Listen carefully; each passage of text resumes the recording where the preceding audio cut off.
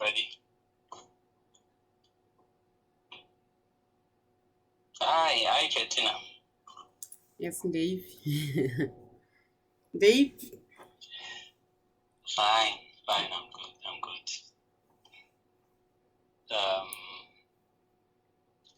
As Rambutora Nishago, we just want to let the world know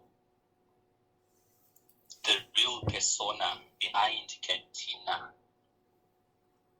Other than the label, Yavanungu Taureti, Crazy Ketina. No, we just want to make people who know who you really are, what you really went through, your life experiences, your achievements, and where you stand right now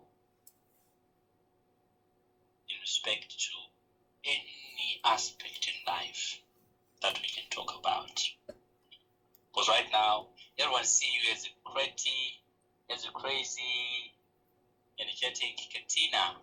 But now, let's take it back in time, see Ketina in retrospect.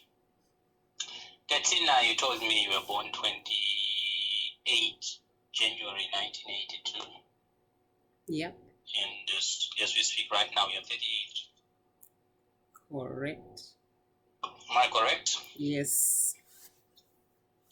For these 38 years, these are the achievements, and this is what she does. Ketina, you are a qualified registered nurse, infection prevention and control consultant.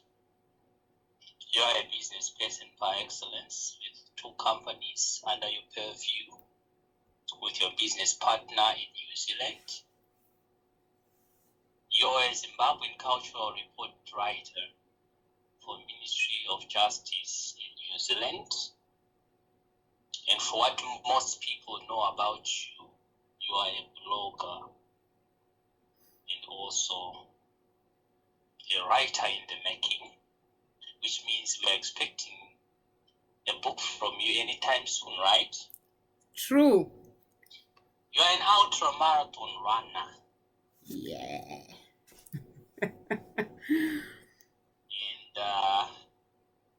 you're an advocate for anti-humanity tendencies. Any tendency that is against humanity, you are an advocate against that, right? Affirmative. Yep. And one of the best roles that you have positively affirmed is you are a single mother of 2 beautiful kids, a boy and a girl. And above all, you are an evangelist. So we wonder now, when we see you, but Ketina, with all these achievements, with all these under her name, how come she's coming into the limelight, talking about the Bachelorette and Bachelors, trying to make a show out of it? But of course, what's important is we want to get to know you, then walk with you through the path that you did walk up until now, so that we get to understand you.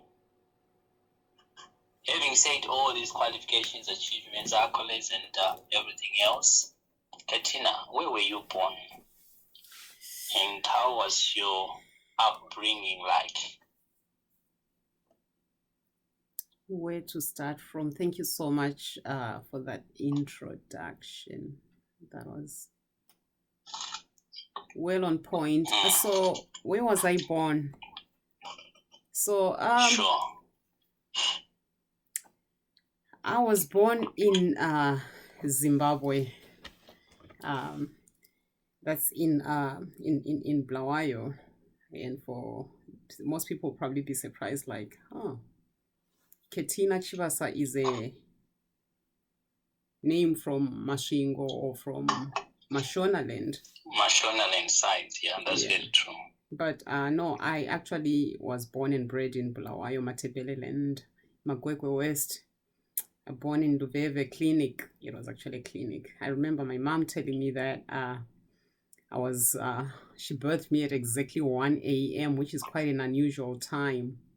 Quite a complicated birth, according to her. You know, one of those where parents are given an ultimatum to say, like, my dad was asked to say, would you like us to save the mom or the baby? And he said both. And as it happens, we both survived. So, I mean, that's what my mom has told me, and she laughs about it, although uh, she has described it as the most complicated birth out of all the 7 children. So there's 7 of us from the same mother and same father.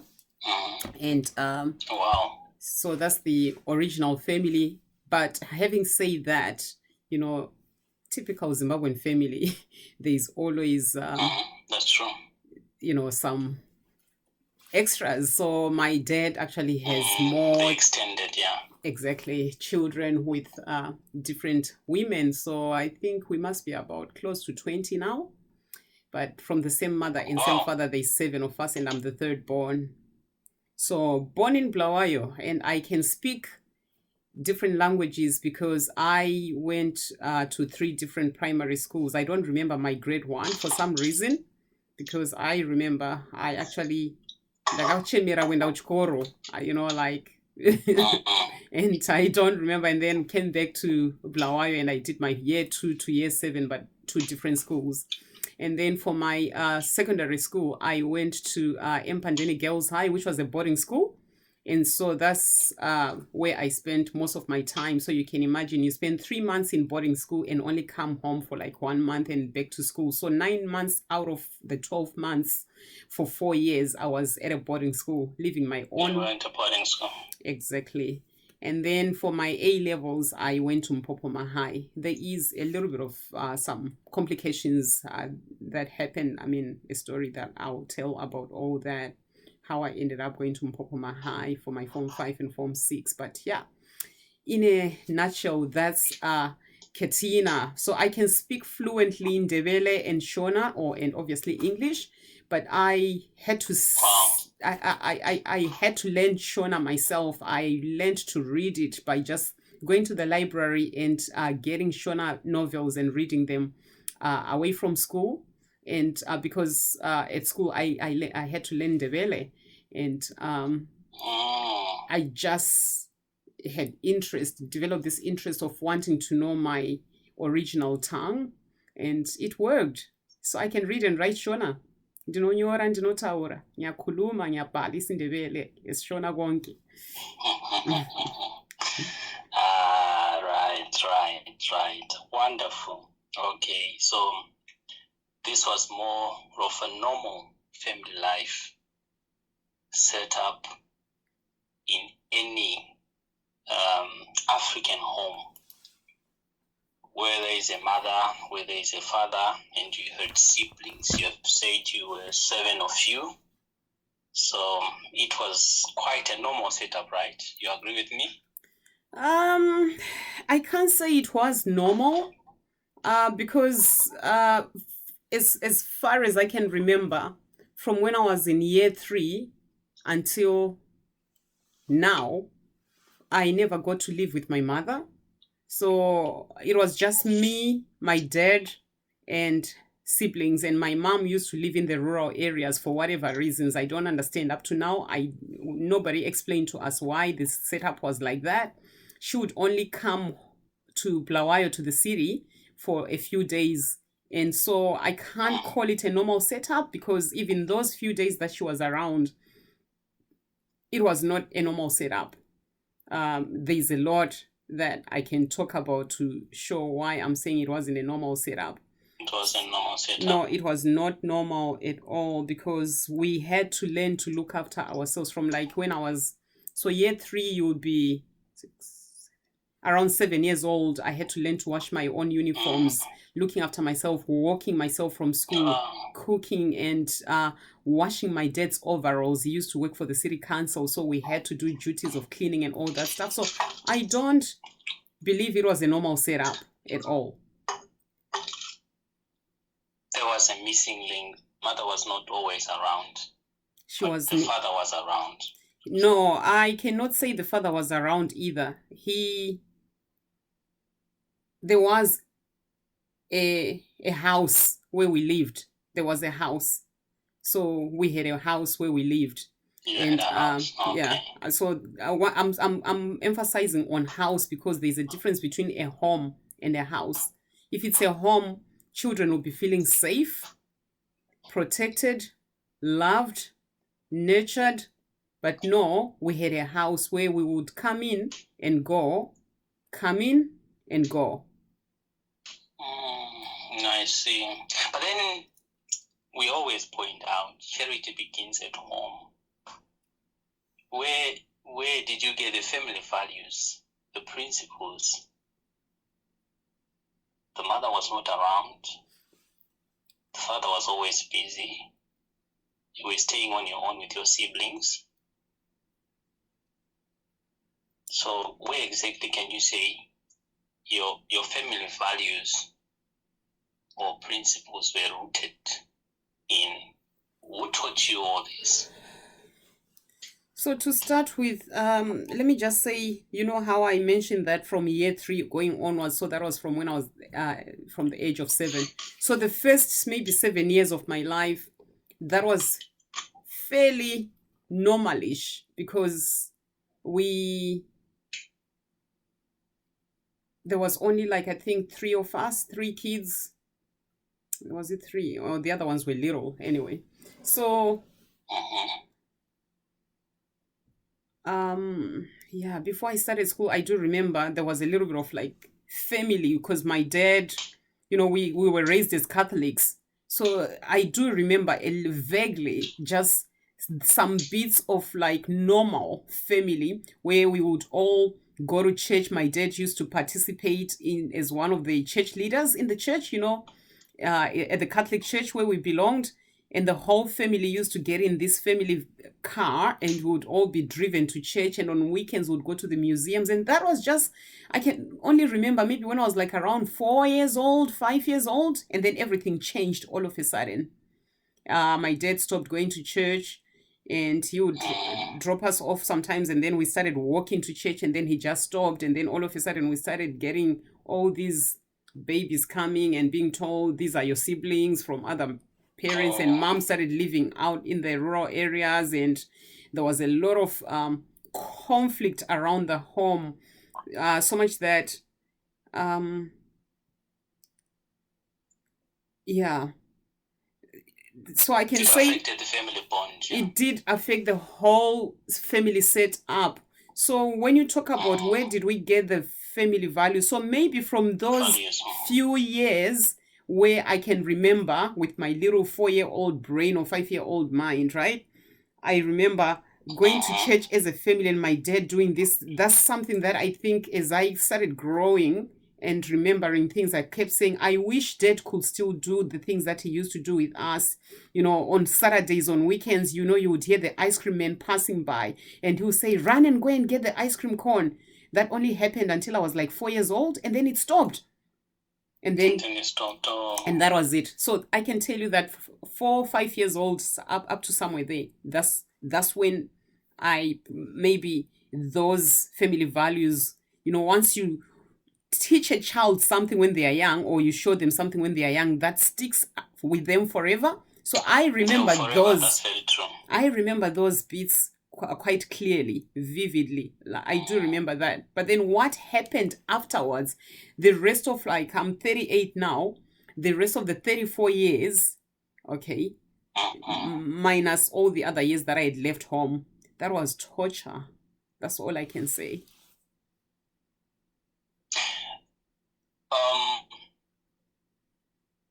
Sorry to bring that up, but we just have to let people know that where you are today and what it has been before, we just want to find a connection so that we will help others who are actually experiencing the same scenarios or moving through the same lot, or who are yet to be in the same shoes as yours, or who have been in the same shoes. We try to help each other here so that your story could be an inspiration to many. Without your mother around, you were exposed to the world to fight your own battles, because the mother's love was not anywhere near because of the dismantled family at this point. You talked a lot about abuse. Can you share with us how this came by? When was it? And how old were you? So, Bearing in mind that you talked about subsequent protection orders in that case. Can we hear what you went through in regard to physical, emotional abuse? so there have been cycles of abuse, which sometimes I chose to just shove them under the carpet and pretend like they never happened, or just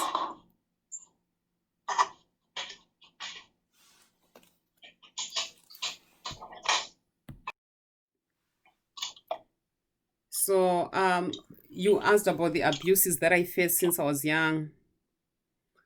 So Yes. it was really hard because, like I said before, the very first year of my primary school, I don't remember it. And the reason being, my dad decided that the three of us, so I'm the third born. I've got a sister who is 1978. I don't know how old that person is, 42. Then I've got a brother who just recently turned 40. And then there's me, 38. So the three of us, we got sent to the rural areas. And not because my dad couldn't afford anything, but because he believed that children have to experience hardship to learn how to, be responsible. So he sent us to the rural areas to live with an aunt for a year. That's why I'm saying I don't remember my year one, because I was meant to go there just to go to kindergarten, but I ended up crying to go to school. So during that time, we experienced a lot of abuse from our aunt, who she's now late, but she was my brother's elder sister. And she used to take all our uniforms and hide them and give them to her own kids, and would walk all the way to school barefooted, yet we had uniforms in the house. So that was a horrible experience. So that was the beginning of it. And I do remember how she would say there was no food. Your dad is not sending money for food at all. So I remember her she used to have these gatherings where she would brew beer, and people would come to her house and drink. And those leftover beers, she would make sadza, our staple food from Zimbabwe, and she would make us eat sadza with beer. Sadza with beer. It didn't make sense to me. It didn't make sense. I mean, but we were so hungry, so we got exposed to all that kind of stuff. And I do remember, like, you come from school or from wherever, and then in the middle of not middle of the night, like around Zvaratovira, 8 or whatever, monzendai munotsvaga mombe. You can imagine this tiny little Ketina was only like 4, and it was before I even turned 5, and we're running in the bushes looking for the cows. And honestly, those are the bits that I remember about my year one. So that was abuse from extended family from our own aunt, where my dad had sent us just so we could learn a little bit of a different lifestyle, because we were born in the city. So he wanted us to learn a little bit of life outside the city, and he did it so extremely. But that's when the patterns of abuse started. So from that time on, we went back to Bulawayo. It was like we swapped with our mom. Mom went to live in the rural areas, and we, the kids, went to live with dad in the city. And there was no normality anymore. So I'm talking from year 2 going upwards. 3 children living with their father. Their mother is living in the rural areas. How's that normal? Okay. He believed that we had to starve. And we had to go to school. This is in the city now, living with our own father. We had to go to school sometimes without lunch boxes, just so that we could learn to be responsible and learn that life can be hard. Because if we got everything, we'll be spoiled brats. So he made sure that even though he could afford, my dad had a really good job, but he tried by all means kuti vamake sure kuti vana vari kufa nenzara dzimwe nguva. Vaititengera macabbage, you'll buy cabbage. Akawanda voticheka imuise mufridge. And we boil those, vomeka sure kuti pane ufu, there's mealy meal. And that was all you could get. If he buys cooking oil, vaikumezherai cooking oil kuti you can only use this much. And I want it to last for a month or 2 months or 3 months. And vanenge vachimeasure kuti yanhasi iyi. And honestly, I cannot describe the kind of life. Okay. And then the only time you would smell meat is when there are visitors, but you would cook that meat just for the visitors, remember? And he would make sure that every day when you are cooking for him, he goes and buys himself fish and madora, amatwimbi, for himself. And he would bring that bottle of cooking oil from his bedroom, and he would measure for you to say, cook for me, and bring the bottle back. That was my dad, because he wanted to teach us to be responsible. That was our life. And if his version, he wanted to teach you his version of life. That's right. According to him. That's right. According to him, right? That's right. And according to him, it's because Ivo Kutivave, this successful man, as he called himself, that he became vakakura vachitambura, so he believes that vana vakakura vachitambura, they will become better citizens, they will become better responsible adults. So that was his ivo vakakura vachirohwa vachitambudzwa nababa vavo vaive nebarika. He had 5 wives. So my dad also thought if he followed what his father did to him, what his father did, he would raise responsible children. We were tortured. Now, just to explain some of the things that used to happen without wasting too much time, I remember my elder brother, and if all my brothers would... Okay, so other than us, the 3, my dad used to appear like this person who was very responsible for his own kids, so much that he would go and get extended families to come and live with us. So we always had other relatives living with us. If their mother died, they come and live with us. So there was always many people living with us. And he would get also maroja, like, people to come and board in our house, so much that we ended up sleeping in dining rooms, in kitchens, because he had filled all the bedrooms with maroja, like people who were boarding, which didn't make sense. But he said he just wanted to teach us to be responsible, because if we had the luxuries of having each person their own bedroom, even though we could have, he said we would never learn to be responsible. So that was the life. So some of the things that I was going to explain is things like, if he was out, because my dad started doing all this remeso, like extramarital affairs.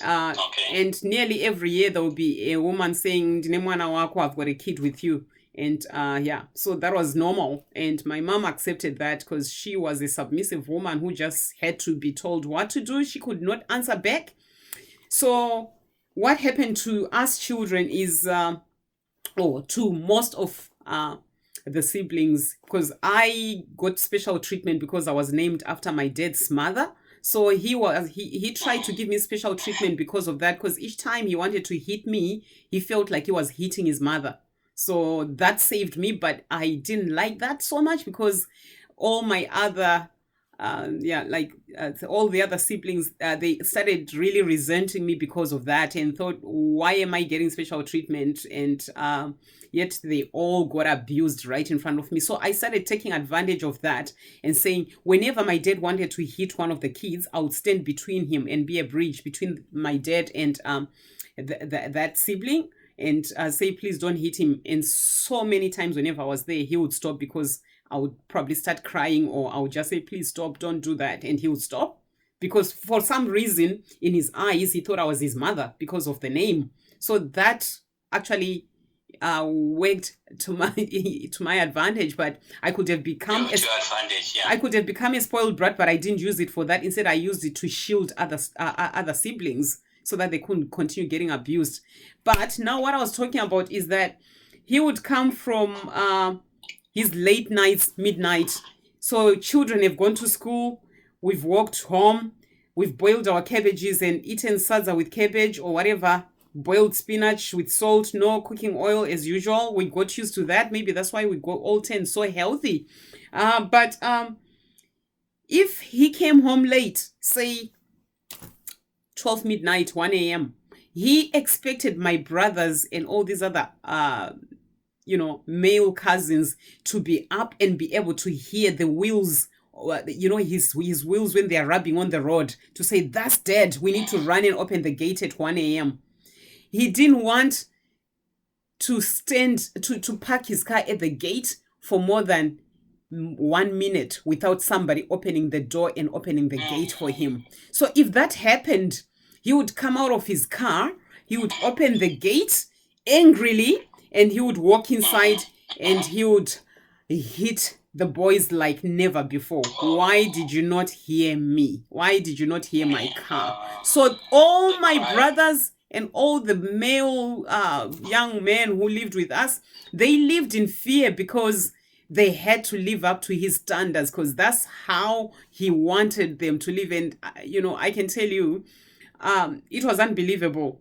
He would come home, and if, let's say, he heard that something had happened, or this person delayed opening the gate for him, or somebody was naughty at school or somewhere else, he just gets home, puts on his running shorts. He was a runner too. Apparently, he used to run nearly every morning, and maybe that's where I got it from. And he would put on his running shoes and a t-shirt, and you knew that somebody was going to be beaten tonight. And he would get a belt and a hose, like a hose pipe, so in case you bleed, so he would want to hose you. So, and then he would tie their hands on their backs and he would hit them. So that was the normal.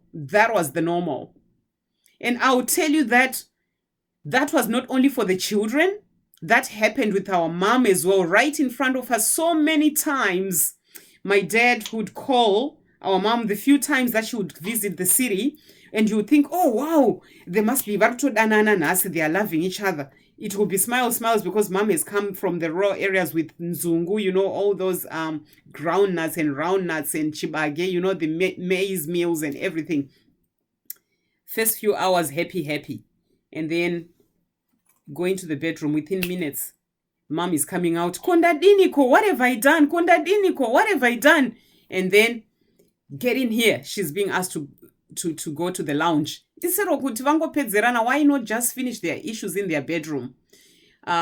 You hear why my mom is being hassled by my dad. Can you imagine things like, wabatire chinyi watch yangu yangeri pa drawer rangu, unozoti ndeyani? Why did you touch that watch that was on the side drawer? Do you know whose it is? Apa inengeri ye girlfriend anditi. Saka moms wacharori honzo waibatire chi. Right. So it led to physical abuse. So physical abuse, not only physical.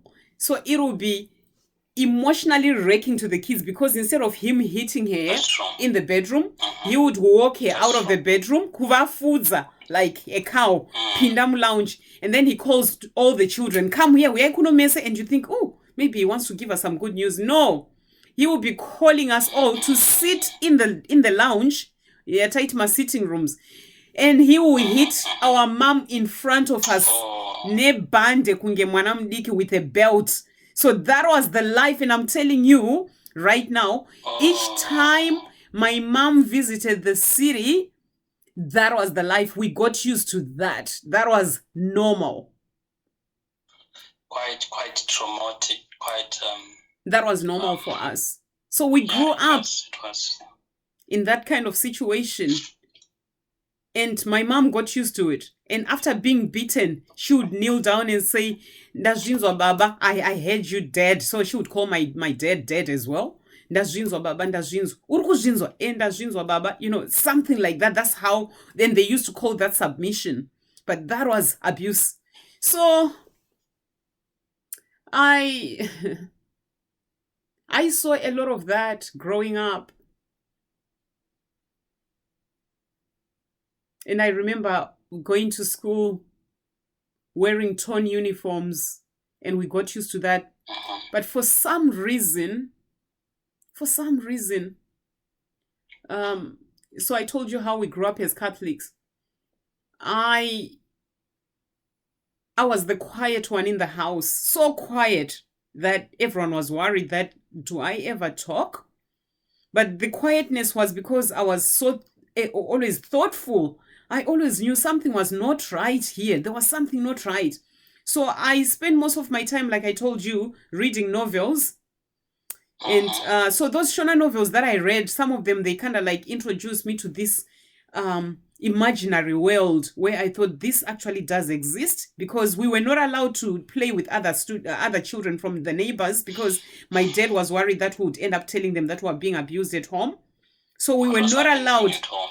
Yeah, so we were that kind of family that was never allowed to go outside. You go to school, you come back and lock the gate and get inside. There was a fence which was it had some spikes to make sure that nobody can escape. Yeah. And the gate had spikes as well, so you couldn't do anything outside the abusive home and going to school. The good thing is, I think we did go to school. We had time to go to school, even though we went with ragged uniforms and sometimes shoes with holes and all that. We got used to that, even though our dad could afford it. If he bought you a pair of shoes for Christmas, that would be like, wow, praise the Lord, and you treasure that pair of shoes. Like you would want it to last you for the next 5 years. But anyway, that was the life. And me, from the other end, I have to be honest, I hardly got a beating because of that name, Ketina. I didn't like that. I didn't like that so much, but I realized that even some of my siblings, even though they resented me, they saw me as a treasure to have at home, until the time came for me to go to boarding school. Unfortunately, that meant there is no more Ketina in the home. And that was special treatment. I accepted it. I went to boarding school. And my dad, I remember he used to say I would do anything to see this one. Apparently, for some reason, he just thought I was the most intelligent in the family. I actually believe all my siblings are and were very intelligent, but it's just opportunities were never given to them. Like I go, and I know when I'm having conversations with all of them, I can tell this one, man, this person is so smart. But for some reason, each time when someone was about to finish their ordinary level, which is Form 4, my dad just had this thing where he would try by all means to avoid paying the examination fees and the school fees for that last term of writing your exams, for whatever reasons. Raita kunge shavi rinongouya kuti handichada kuti I don't want you to write your O levels anymore, and it will be a struggle to get that fees paid. Mwana anenge achidzingwa will be getting kicked out of class to say go home because you didn't pay your exam fees. You can't write because you didn't pay. So there's panic mode, and then all of a sudden something happens. Maybe the schools pressure him to pay, and then he pays. Or sometimes they would let the children write and say you owe us money. But my sister, as all this was happening, a very unfortunate, traumatic events in your family set up. You had nowhere to seek help from. You had nowhere to run to. You had no one to confide in. You had no one to report to in any way, so that they can help you out of the situation. You had no one, absolutely no one, right? No, there was no one because my dad was viewed as I'll try to finish off the cycles of abuses, otherwise I'll lose track. But there was no one because my dad was always viewed as this successful the most successful one in the family. So that's why he used to gather. So it was his way of covering up his abusive behaviors by bringing. He would bring in all these. He would bring in all these cousins and people that, like, from extended families. Sometimes we didn't even know who they were. It was his way of trying to act like as if he was the most responsible in the family, and everybody listened to my dad because he had cars, he had this big 7-roomed house. He could afford to say if somebody dies, he would pay for the whole funeral, and people just treasured him like that. But then if you knew what we were going through, you would never believe it. And no matter how much we would try to tell the aunties and anybody, they would say, you are lying. You are lying. So it was pointless. And we would never get the chances to do that at all because we hardly socialized with anybody. So that was just the life, really. It was just what you have here is all you can have. What I give you, what I expose you to is all you can have. So that was the kind of abuse where we were socially isolated as well. And if we managed to go to church we were allowed. That was the good thing. So that was our only social circle. And I think from my end, I began to just explore my spiritual side of things because I told you how I used to be so quiet and I ended up going to boarding school.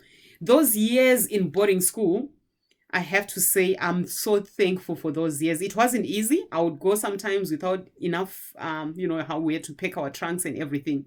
But that was when I actually got separated fully from the family and started seeing life from a totally different angle because all that abuse, Kwandiri Nini Manji, when I was at the boarding school, that was like bliss. That became my home. I couldn't wait to go to school. I couldn't wait for the next term to start. It was a girls-only school, a Catholic, so Catholic with some Christian kind of like foundation as well. So I learned independence, but I also learned life. So much that when I came home, I continued being this quiet person, but I never forgot how important education was for me. Just remember, I'm that little girl that my dad, when I was at primary school, used to say, I would do anything to see this one finishing university. I would rather walk barefooted to see Ketina finishing school. That was dead. He had 7 children, but why focusing on this one?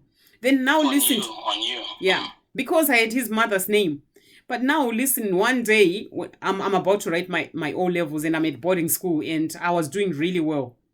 So my dad was that kind of person that if I won a prize, he only came to visit my school once when I told him I was winning a prize for accounting. And I remember he came there.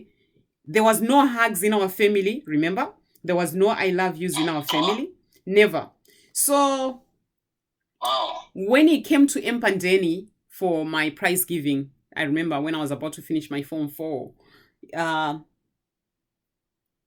he came and then shook my hand as I got the prize that I got. He opened the prize and realized it was a book he really liked. And he claimed that this book is mine. And I'm telling you, up to this day, I never got that book because he said, this book is mine. And claimed it to be his. And yes, I'm telling you, it became his book and it became his. I never got to see it. No hug, no congratulations, gone. And he's gone. Come to paying my exam fees, he started doing what he did to my other siblings because they ended up not doing well in O-level because he didn't want to pay the fees. Now, I became really lucky because the priests from Empandeni and the sisters, the headmistress, she was a sister, the nuns, they said, we need the Jews for Ketina ASAP. And they pressed on until he was so embarrassed because there was a time I actually had a priest dropping me home after the school term because I had not paid bus fare. So this the priest dropped me at my house And it was so embarrassing for my dad that father vekuchurch priest fata ndovakuya kuzosiya mwana. He's the one who is now dropping my child at home because I didn't pay bus fare. It was embarrassing. So that forced him to pay my exam fees, and I wrote my O levels and I got all my O's. Right now, finish my O's. I'm just gonna tell this because it's part of the abuse. I knew my dad had told me I was going to go to Thornhill, another good school for my A levels if I did well in O levels. I was like, yeah, I've got my O levels, I've got all my 9 O levels, so yeah, I'm good to go. Guess what? When I came back home after my Mpandeni girls, I've got my O levels there. Things had changed. My dad was involved in a relationship with a woman who was very, what's the word? She literally controlled everything. So she was married, but she also had a husband who was in South Africa. Her husband was in South Africa. And the husband used to call my dad his brother, but they were not related. The husband happened to be a traditional healer. So he went to do his traditional healing in South Africa. Apparently, the wife couldn't drive. So my dad is the one who had to drive the wife around, do everything with her. And he started spending most of his time with this woman. Isusu Kumba, we would just stay at home. He would come after midnight. We knew where he was, and that's okay. We got used to it. And the husband, I believe he knew that's what was happening because he also had his own life in South Africa with other women. They only just found out when he died a few years ago.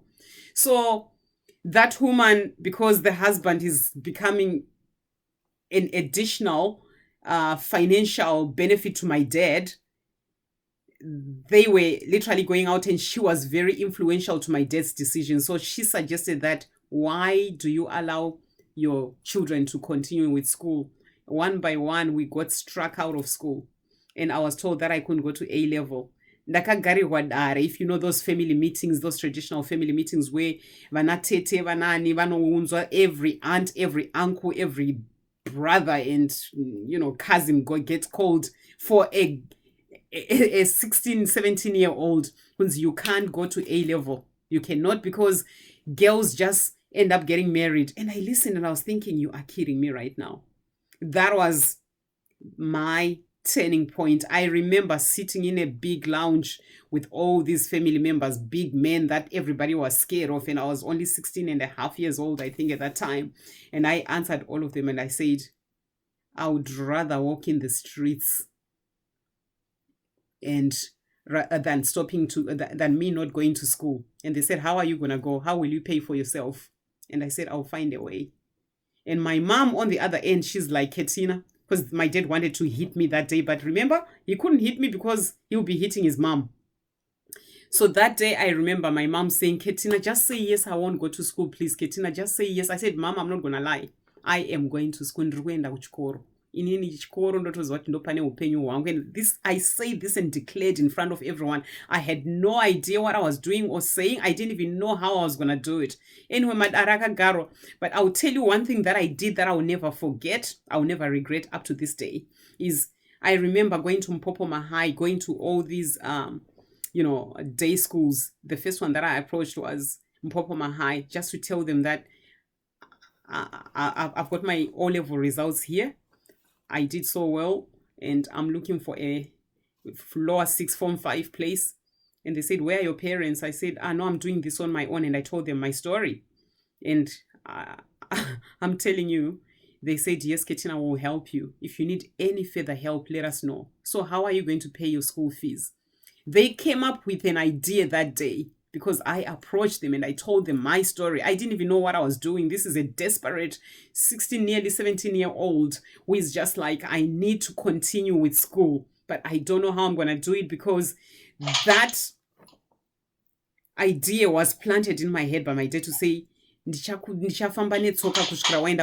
would rather walk barefooted for you to go to school. And let me hold you a bit on that one. If I got you right, you said the whole family assembled and came up with a resolution that You were not going to continue with your education. Yeah. We are looking at a 16-year-old, right? 16, nearly 17. Yeah. 16. You had no support. Yeah. Your mother was that submissive wife who couldn't even support. No one was in your corner to stand any ground to help you. But then, what led you on? What gave you that, absolute power? If you don't mind, because I tell you, out there, if a decision has been made at that level, at that family level, you can't overturn it. What helped you to soldier on, to make that resolve that you will soldier on and condemn whatever resolution had been made at the family level? I believe I had had enough. And after experiencing the life that I experienced in boarding school and all the independence and everything, I knew that there was something better out there. I just didn't know how to get it. But I knew there was something out there. So I just knew that there's somewhere where I had read this statement that said, be yourself, be natural, because life is what you make it. I don't know where I read that from. It was in the paper or in a magazine or something. I remember cutting that piece out. I just remember that now for some reason. I remember cutting that piece out, and it became, even if you go to my Facebook right now, you will find it there. But I've just only remembered now that that's when I got it. But be yourself, be natural, because life is what we make it. That last part that says life is what you make it, not what anybody else makes it. I knew that education is the only thing that could get me out of that abusive situation that I had experienced since I was 4 years old moving forward. So I knew that, and also my faith, that faith that we got introduced to when we were young, to believe in Jesus, even though it was Catholicism. I do remember that I actually turned a Christian because my dad wasn't overseeing what we were doing outside in terms of our faith anymore. So in the Catholic Church, they used to have the charismatic renewal services, and that's where I started exploring like the gifts of the Holy Spirit and all that. And I remember getting that touch, that first touch when I was 17, to say, what language am I speaking? What is that? That was when things happened at 17, and I never looked back, because I knew that no matter how bad things were, I just believed that there was higher power. Jesus was there somewhere, because there's no way all these things could be happening and he couldn't hear me. And I remember locking myself, because I'm the only one who had my own bedroom, by the way, in the whole family. Everyone else could sleep in the lounges and everywhere. But like I told you, I had this special treatment, which sometimes it worked to my advantage. So I remember going in there, crying, praying, and reading is the only thing I did. If you heard me answering, I'll be saying a word that would be so sharp and you couldn't argue with me, and I'll be done. And then I remember one day my dad hit me, and he regretted for as long as I can remember. And it was actually for something that somebody had said to him, one of my siblings, and they had lied. He only found out later on, after he had given me a few hidings for the first time in his life. And I remember him, even now I think he regretted it, because he started saying, Ndarova mai vangu, I hit my mother. And I thought, oh shit, this cultural thing is really getting out of hand, so much that there's one child that he could never touch because he named me after his mother. Was I that special? Anyway, it didn't matter anymore. So I just used it for whenever I was around at home. I'll use it to shield my siblings and to speak up and all that whenever I could. So that was the abuse. That was the family abuse. I have to say, it didn't end there. Mind you, this is the 17-year-old, because I started paying my own way to school. The school that I told you about, Mpopoma High, they came up with a plan to say, Ketina, we're going to help you. You go and do stock takings, kwana okay, kwana TM, we had those big supermarkets in Zimbabwe. So because I was doing management of business, accounting, and mathematics, they made sure that since I was in a commercial class, I could actually use that as part of my experience counting stock and getting paid for that. And then that became my school fees and my bus fares and everything, which worked well. I sneaked out of the house. My dad would leave at 6 o'clock or whatever. As soon as he leaves, I come out of the house. And I remember walking from Magwego West to Mpopoma High sometimes because I didn't have enough bus fare after paying my fees. Then one day he found out that I was going to school. Then he started hiding my textbooks. Frankhood, I remember the accounting textbook that we used to have. Apparently it was school property. So I went and told the school that, oh my God, my dad has found out that I'm coming to school and he has hidden my book. And it was during that time that the school said, what would you like us to do, Ketina? Then I said, I will let you know. But I knew that the situation was getting tense, right? So it so happened that this is me now thinking I have to escape this situation one day, whatever it takes. I had had enough, but I didn't know how. Because now hiding my uniforms and he's hiding my my books. Okay. He brings his girlfriend's children. Because obviously this woman, we started knowing that they were going out, that they were having an affair, but we couldn't say anything. We just accepted it because sometimes that's where some of our food came from. I do remember him and the girlfriend coming to our house. Apparently the girlfriend's first daughter, we actually went to school together, to the same primary school. She was my age. And they came and my dad and the woman left and they left the children at home. I was the eldest on that day for some reason. I don't understand why. So I had locked myself in my bedroom, just studying, even though, some of my stuff had been hidden. And then he said, cook for them. That's all he said. Don't forget, this is the man that would hide food. This is the man that would count or measure how much oil you could use. So he would never know that is there food or not. The cabbage that he bought or the spinach that he bought for you to boil the milli meal, is it still there? Unless we go and kneel down and say, the milli meal is finished. Cabbage rapiera, the cabbage is finished. He would never know. So he just says, cook for them. We'll be back. And then he leaves with the girlfriend in their car. Off they go. Me, I didn't do anything. I just decided to rebel against all that nonsense. So I went and locked myself in my bedroom, left them sitting in the lounge, talking amongst themselves. And when my dad came, they were crying like, we are hungry. They said, did Ketina not cook for you? They said, no, we haven't seen her. Where is she? Oh, she must be in her room somewhere. And then he took them for takeaways. I'm telling you, that was it. When he came back that night, after midnight, he came, went to sleep. The next morning, this is in 2005. I can't remember the exact date. It doesn't matter. But I was in my A-levels, Form 5. My dad woke me up in a tone that I remember very clearly. That was the tone he used with all my siblings, especially my brothers, when he wanted to give them a good hiding. He yelled out, Ketina! And I was like, oh, there we go. Kuno, come here. And I knew something was not right.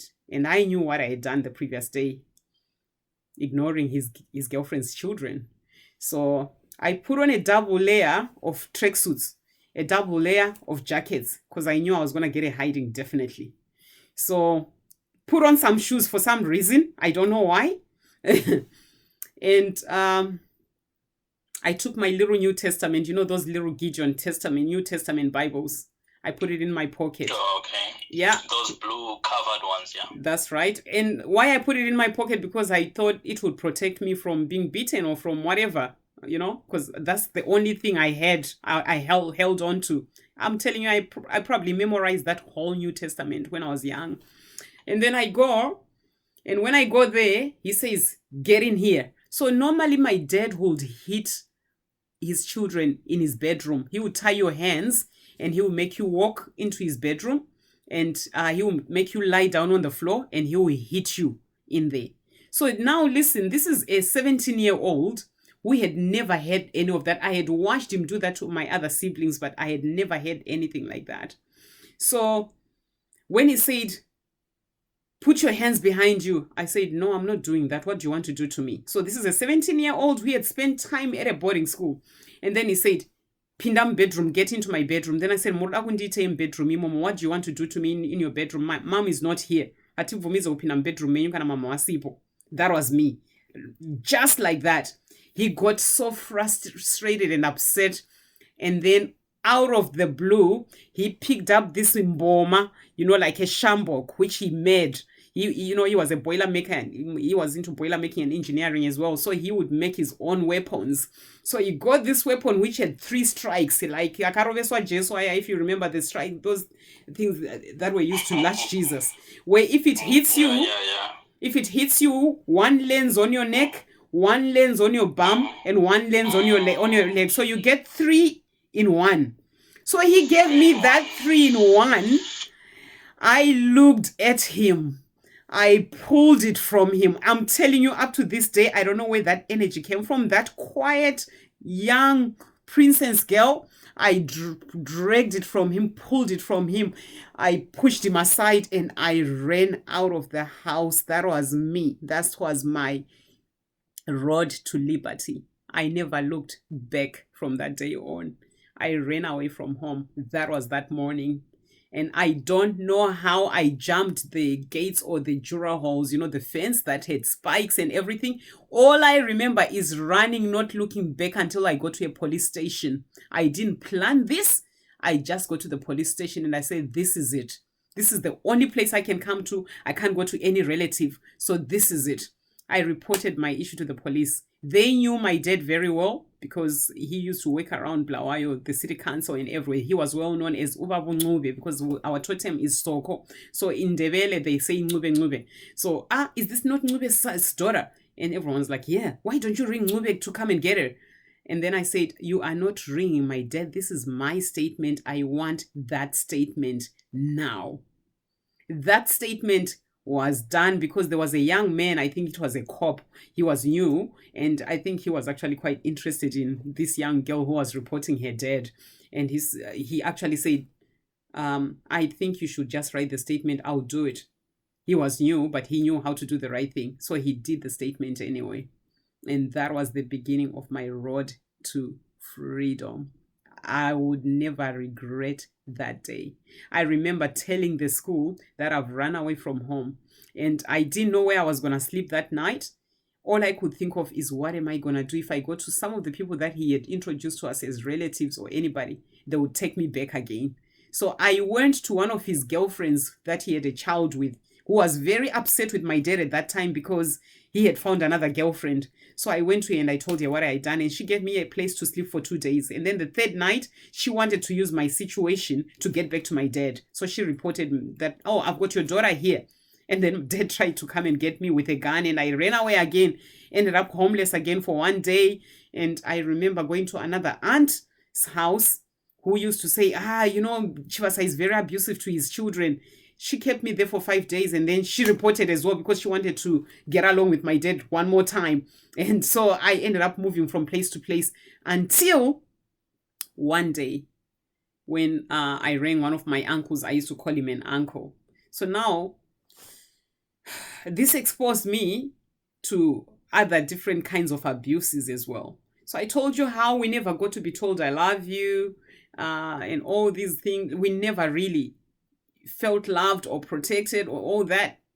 So this uncle from my mom's side, I think it was Matthias Musungapas or something like that, he comes and he was known as the coolest uncle because all the girls in the family, cousins and all of us, we just loved Uncle Matt. Uncle Matt speaks English. Uncle Matt is so cool.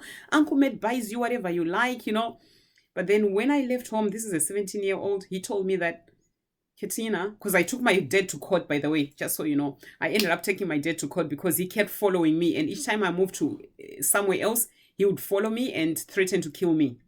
So the whole issue ended, yeah. The issue ended up going to court, and the school, actually, Mpopoma High, stood with me. I remember my mathematics teacher and the principal coming to testify that, yes, the girl comes to school looking exhausted and running and crying in school. And that's how I got my protection order. My first protection order was against my own father at 17 years old. Something that I would never regret. Something that probably no Zimbabwean child has ever done against their own parents. But I had to do that. I don't know where I learned that from. And that is very true. In our history, we have never heard of a daughter standing up against a father. That's so unheard of. Okay. So yes, so that was me. That was my road to freedom. And I remember in that court, they said, do you want to speak in Shona or English? And I said, English is fine, so that you don't need an interpreter. And my dad said, and the magistrate said, no, you can send a horse to drink, but you know, it won't drink unless it wants to. So you send a child to school, she learned because she wanted to learn, not because you sent her. So anyway, taura zvako chirungu ukhulumisinde iskiwa we. You know, so I spoke in English. And I remember speaking up about the abuse that my mom went through, because my mom went and got dragged from the rural areas to come and speak up. And my mom was actually told that ukango vuma chetoti ndinokurova, I'll kill you.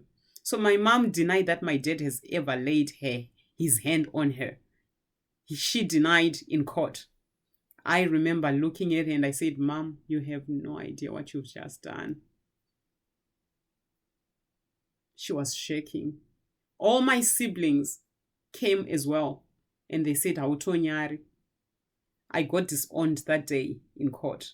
I don't remember the exact date, but I can find out.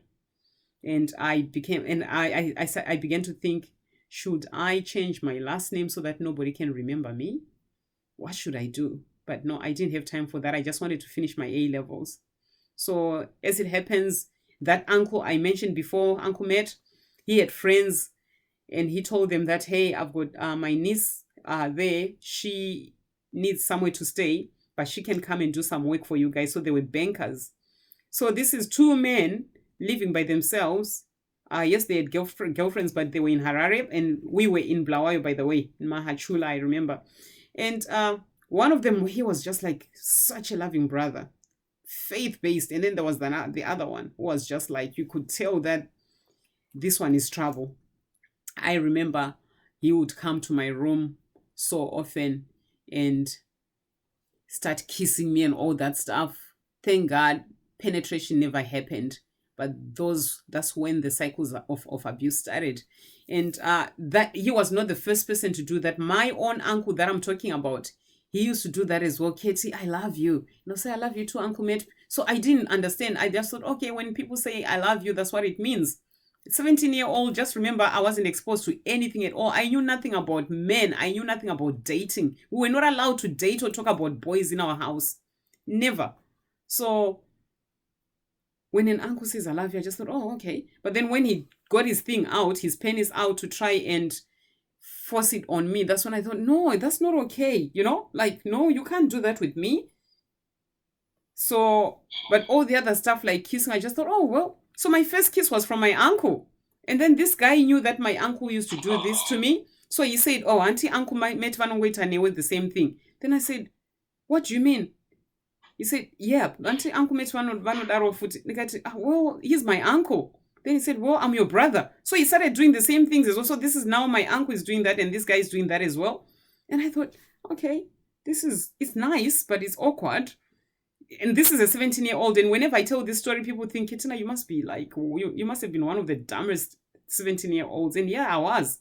In terms of men, even now, I guess I've experienced cycles of abuse from men because I never understood men. I missed on my teenage years because of all the stuff that we went through at home. But anyway, so what ended up happening is that went on. And until one day I just questioned. I said, Uncle Matt, this doesn't make sense. Why do you keep doing this?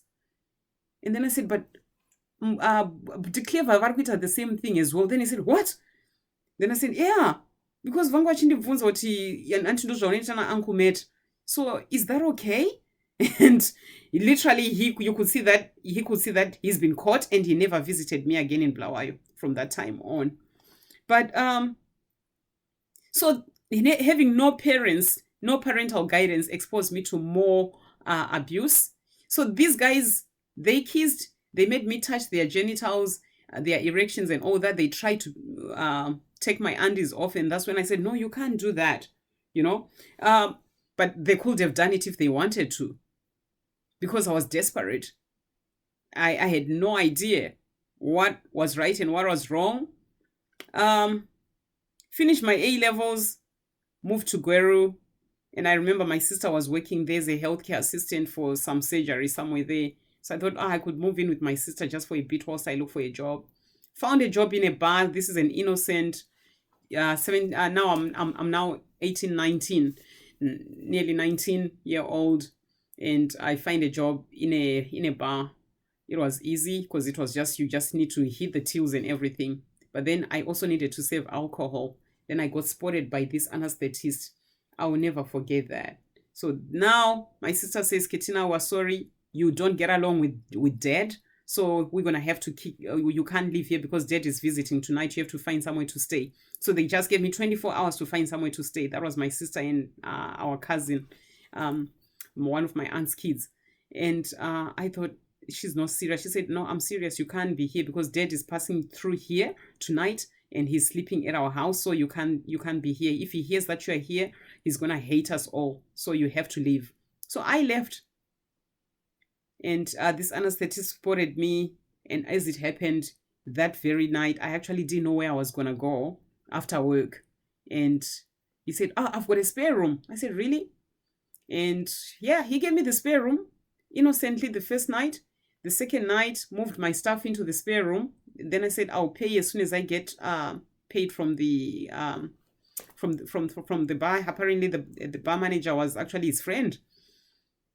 And I remember within a few days, there he is making advances and telling me that, he likes me or whatever, and all that. Okay. Don't forget, I had never slept with anybody other than all those things that my uncle and his friends did. So this guy does whatever he does. And I'm like, what is going on here? I had told him about my uncle. So he took advantage of that. And then he said to me, Futa usi virgin because wagararwa na sekuru wako. Then I said, excuse me? What are you even talking about? He said, Auntie ndakarara newene zuru. Usi virgin guy. Because I began to cry the next day, like, really. Then I was like, oh, shit. What just happened? What just happened? I just lost my virginity last night. And now this guy is feeling bad, obviously. Now he is saying, you lost it through your uncle. And it was more like an emotional trade-off, like, where he was feeling bad because he actually had believed that my uncle had done it, and I kept telling him, no, he never did. He didn't penetrate. He did all the other things, but I wouldn't let him do that. And he said, roparari munoitichi remwedzi. Then I said, really? So I just believed him because he's a nurse anesthetist. So saka pane mwedzi unongoyawo once in a while, saka ndo zvakaitika. So I just believed him as well. It only hit me years later kuti saka musi ndakatorohwa chinhu kainini. And it didn't stop there. That went on for days, months, and I just lived there more like as kind of like a slave, really. Yeah, I was 19 and just told myself, okay, everyone is doing it, so why not?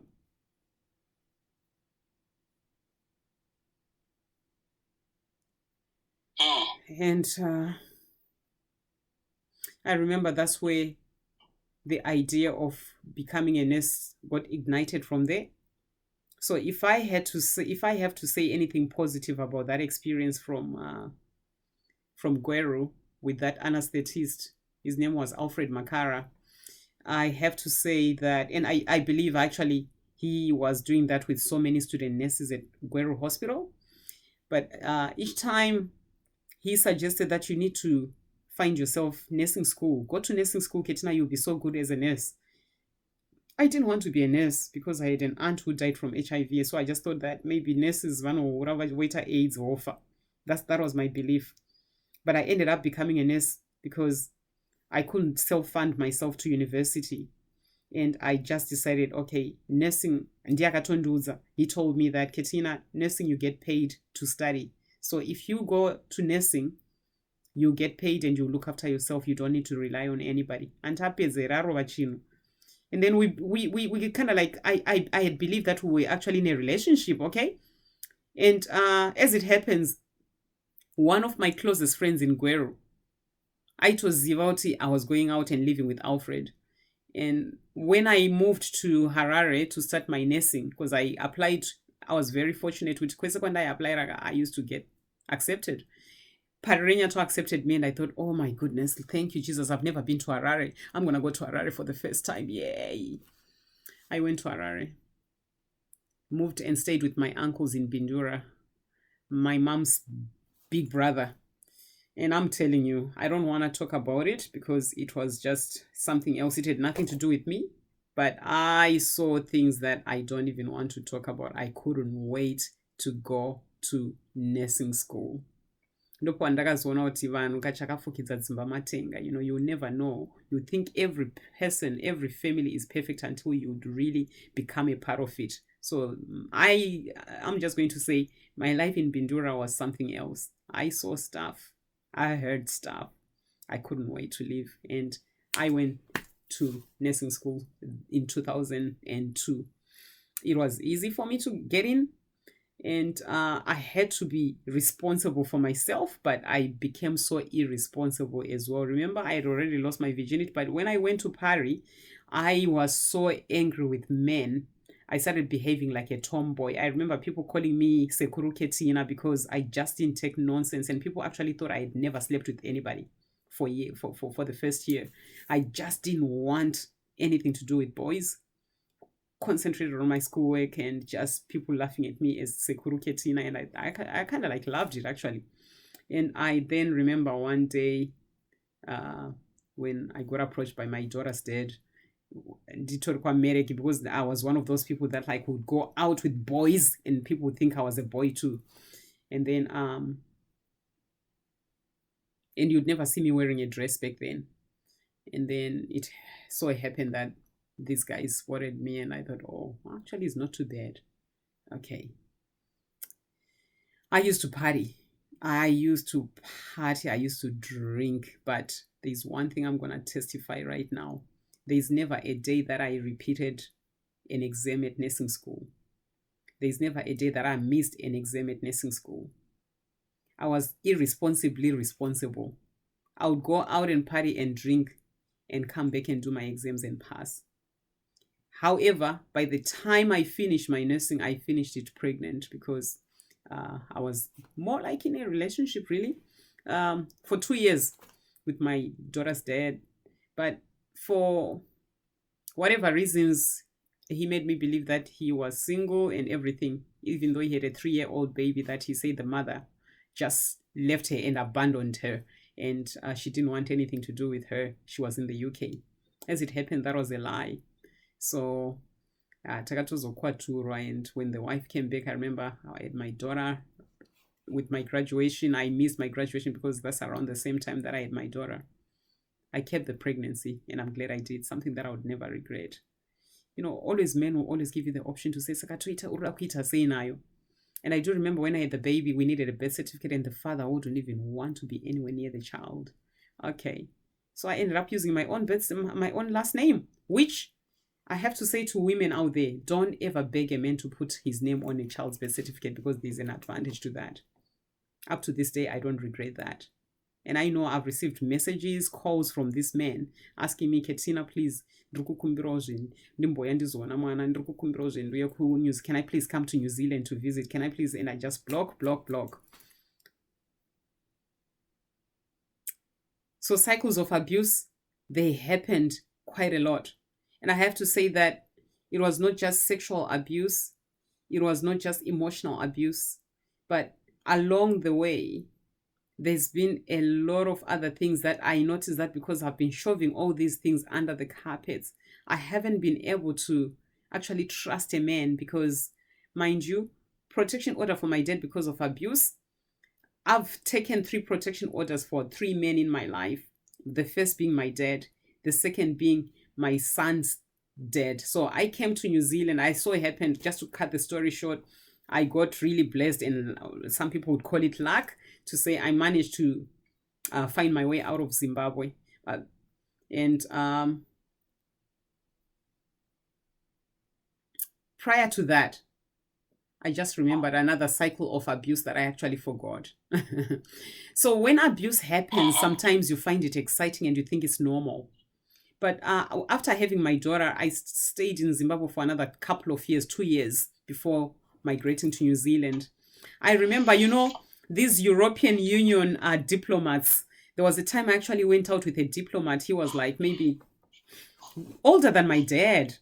But he met me when he came to Parenya to look for a child to adopt. And hi, Ketina, hi.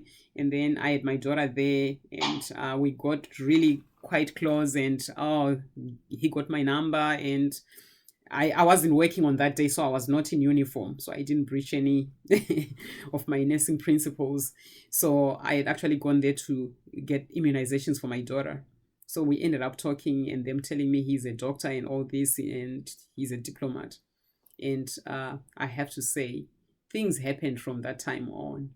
I got looked after.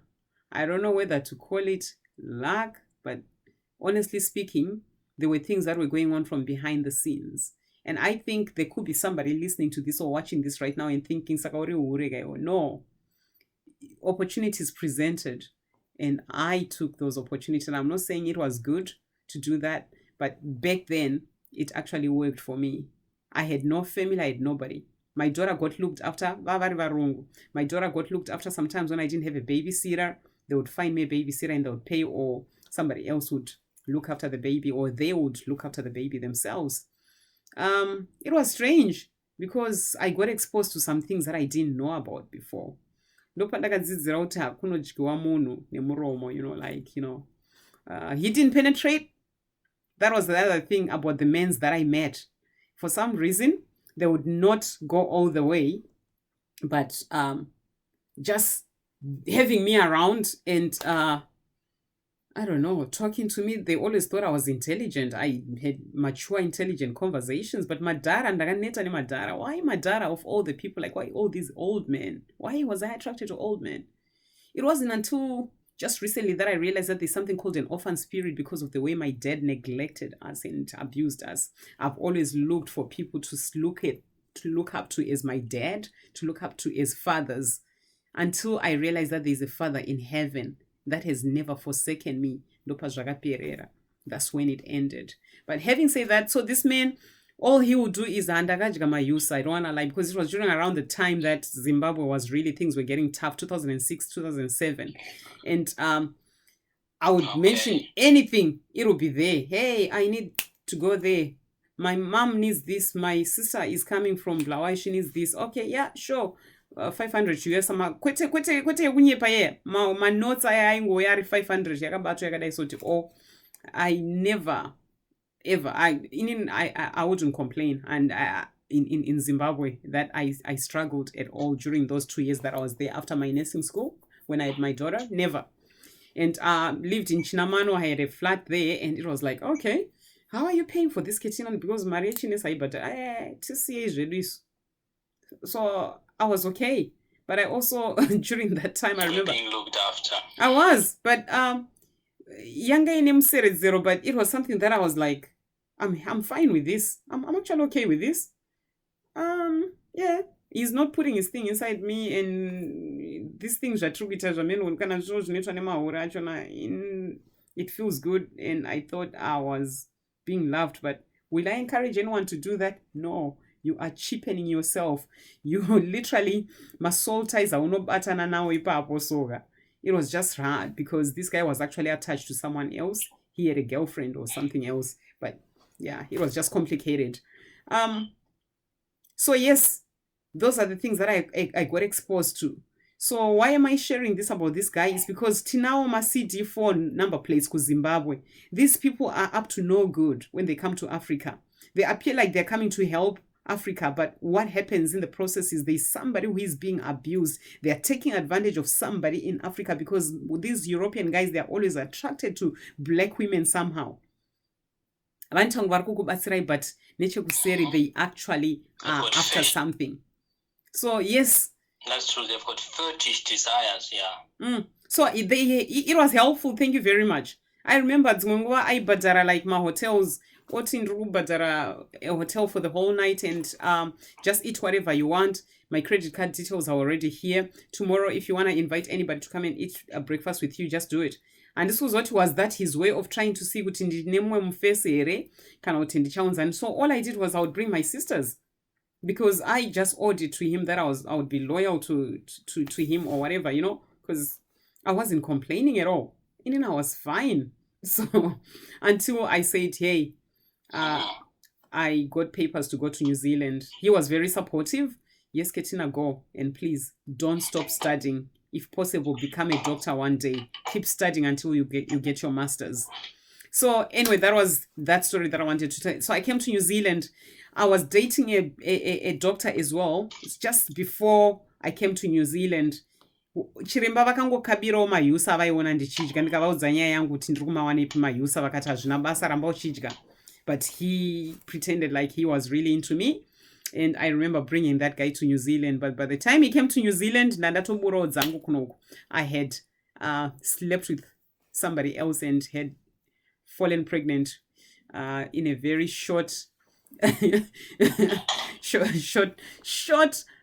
I don't know whether to call it a relationship. It wasn't even a relationship, because vanhu vakangoenda out vakadzoka, vamwe tiri very fertile, tikatorova chinhu, takatorohwa sitonyeni ndokutoita nhumbu. The guy wanted he wanted an abortion and I didn't. So by the time my daughter and the doctor came pa airport, ndakatovaudza ndikati ndine nhumbu pana. So the doc is like, we can keep it and make it ours. Ndikati no hazviiti, because vamufana varitoziva kuti nhumbu ndeyavo but havasi kuida. So it became complicated. So that was me. So we came home and obviously the father of the child tried to choke me, kuti ndoda kuti urutse nhumbi iyoyo. And that's how I ended up with protection order number 2. So the cycles of abuse are going on and on and on. Had my child at 6 months, he was premature, and there is a story linked to that as well, because there was a lot going on with the doctor. There was a lot going on with the father of the child as well. So a story for another day, but the child came premature at 6 months. It was hard. It was tough. The doctor, other thing I have to talk about, there was financial abuse there as well. He said he got a scholarship from Zimbabwe to go and study some masters in the UK or whatever, and started using my credit card. So here I am, I'm pregnant and I'm working at the same time. He struggled to get registration in New Zealand, even though he had a work visa, which was really allowing him to do anything else. So when he went to the UK, exhausted my credit cards, he said he made someone pregnant over there or whatever. I don't know how far true that was. Came back. We decided that I had already applied for permanent residence. So we decided that why not officiate things? So we signed this marriage paper, through the courts, one day thing, to say, let's go sign so that papers can go through quickly. That's one thing that I have to say I regretted for a long time. And after doing that, he used that to his advantage. We can share everything. My credit cards again, he went to Australia, registered himself, and he said, you can move here. I said, no, I couldn't move to Australia no matter what. I've got my 2 kids here. And my son was actually still in incubators at that time.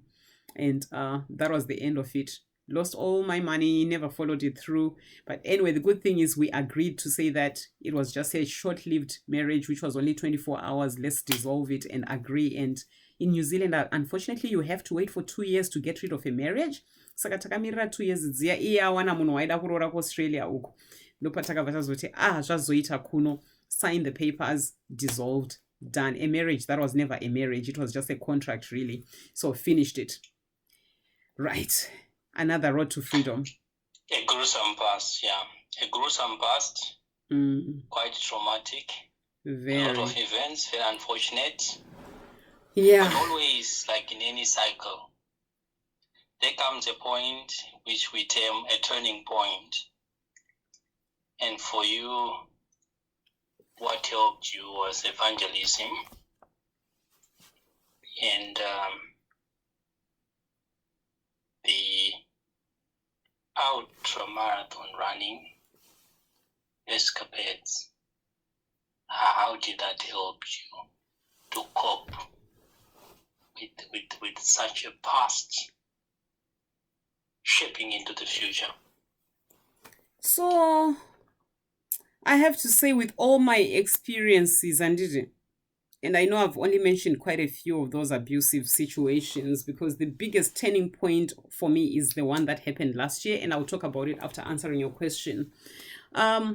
I started running. Running is the only thing that I ever did when I was at school. That's the only sport I ever played, because I don't like playing with balls, if you know what I mean. But I I love running, but obviously with life happening and all the things that I've talked about, I stopped a little bit, and then I remember getting into a relationship. So I'm a Christian. I love Jesus, like full time. I love Jesus, but I had times where I didn't really wanna go to church anymore because of the things that I saw, and it was confusing because I saw more fights and disunity in the church than anywhere else. So for some reason I tried relationships. They would never last. So the longest relationship I've ever had was a 2 year relationship. I'm just going to talk briefly about that. A 2 year relationship, and 2.5 years. Yeah, 2.5 years. And for different reasons, I managed to put up with whatever I got from that relationship, because the guy really loved my kids. He was a European New Zealand man. So after my son's death experience, after getting him a protection order, I didn't want any Zimbabwean men anymore. So I started going out with this European Kiwi man. And he was good with my kids, the guy. And he was amazing with the kids. But we just didn't, like, how you just don't get each other. But with the kids, the living situation, I learned how to cook, because I never knew how to cook myself, but I learned how to cook. I learned to live with somebody, because you see, from everything I've told you, you could see that I never lived with anybody. It was just me, and some of those abusive situations that I went through. So this was the first time, 2011, that I actually lived with somebody. 2011, 12, 13, he had to leave, really. And he got addicted to pornography. And I'm thankful for that, because it actually helped me to not be interested in having sexual activities with him, because I felt like I was competing with pornography. He's cheating on me with pornography. 5,000 women, you'd find him busy. No matter how much Wampa says Tonyeni, he would go back and start doing it soon after you. I'm like, dude, what's going on? You just leave the house for 5 minutes, you come back, he's already sitting on the computer. But Watunda one and I, was that not enough? Like, seriously. Oh no, it's because unona kastereki, like I really like having sex with you so much that now, even when you're not there, I just want to keep having it. So you're blaming me for what you're doing? Okay, that's not right. So that's what got me into running. In short, in summary, I decided I'm gonna go running. I decided this is doing my head in. I went and started applying to do postgrad studies. So one thing I didn't say, and I know this has been introduced as well, you already introduced this, to say that you are a nurse. Yeah, so my nursing background is that I did training in Zimbabwe, and then I came to New Zealand, did ICU and aged care, lots of management roles, and all that kind of stuff. And I did infection prevention and control, which actually led to my passion in starting a business, and another one, which I'm now in partnership with somebody, where we are infection prevention and control consultants here in New Zealand, which is amazing. But with that background, yeah, I don't really want to dwell too much on my qualifications, but there was a lot of prejudice around, like, me being a Black woman working in an area which was so rare to find colored people working in there in ICU in New Zealand. I just thought I would put that in, because I experienced a lot of racism here. I still experience it But now with speaking up and everyone knowing that Ketina speaks up, it's becoming less and less. And I'm actually one of those champions of like that stand for the Black Lives Matter. I just initiated a protest a few weeks ago, which went really well, successful. But what I was gonna say is that running became my thing. It was my way of escaping this relationship which I thought I was in. Of course, I was fornicating. I'm a Christian and I knew that it was wrong. But just like any other sins, like hukaba, most of the time until the next morning when you realize, oh shit, I stole. And then I have to go and steal again, if I want to keep getting the pleasure. So that's what I did. And I would feel so gross the next day. It would be pleasurable the previous night. And then the next morning, I'm just like, oh, what have I done? Oh, what have I done? But with this, I was thankful that I was competing with all these virtual women, which he would never see. But it was worse than Munar could cheat with someone from next door. Because next door neighbor, you could go and say, hey, chick, this is my man, leave him alone. They are, you don't really know how to approach them. Sorry, forgive me for my language, but that's just what it was. And I do remember starting to run because I started having some self-esteem issues. But as I started to run, I started reconnecting with my Jesus again. So all these years, yes, I know I didn't mention much about Jesus because I just wanted it to be a silent thing, even though I still believed. I never stopped. I remember for everything that I needed, I would go, Jesus, help me, and he'll do it. There's never been a time that I asked for anything and Jesus didn't do it. And there's one thing that I've never asked from the Lord, and I know what it was. I've never asked for a man from God. Like, sincerely. Because I always had reservations or I had a checklist for him. Which I don't know whether it's the checklist that would match with what Jesus wants for me. Or not. Anyway, leave that part. Running became my thing. When I'm running, and I can say this because I'm still a runner, I started by running short distances. I went into I remember my first race registered without any training. I just got up and said, I'm going for a run. And that guy was very supportive of that. He didn't realize that it was my escape route from sleeping with him. And the more I ran, the more I actually thought, I'm going to keep running and looking after myself and I'll come home tired so that I don't have to go to sleep with him. And we grew apart. And the more I ran, the more I connected with my Jesus, the more I connected with my faith. And I knew that fornication was wrong for me and I couldn't do it anymore. No matter how much I tried, I felt like I was nailing my Jesus back on the cross. So I couldn't do it. And I explained it to him one day. He didn't understand it because he was a hardcore atheist, which didn't make sense. Unequally yoked, totally. You can meet a guy who is saved, but at least he believes that there's a Jesus. This one didn't. And it was really bad because he had to really start from scratch. Like, hey, God created heaven and earth. And it's like, oh, nah, the universe just came out of the blue. Okay, dude, I can't live with this. But anyway, that's how I got back into running. And now I think the longest I've run now is 110 kilometers. I'm an ultra marathon runner and I love it. My faith has grown because of that. Evangelism, for some reason, I have to say this because I've got all these issues that I've spoken about that I didn't deal with. So when I have a passion for something, I give 100%. When I love something, I give it 100%. When I love somebody, I give 100%. But also, the opposite is true. If I hate something, I hate 100%. I don't have gray areas. So I grew fond of my running and my evangelism so much that nothing else mattered. Nothing else mattered. And I remember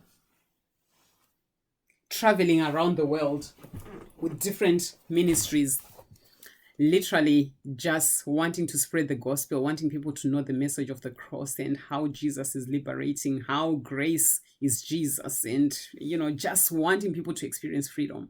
And that was my lifestyle. I was working full-time. I was studying full-time.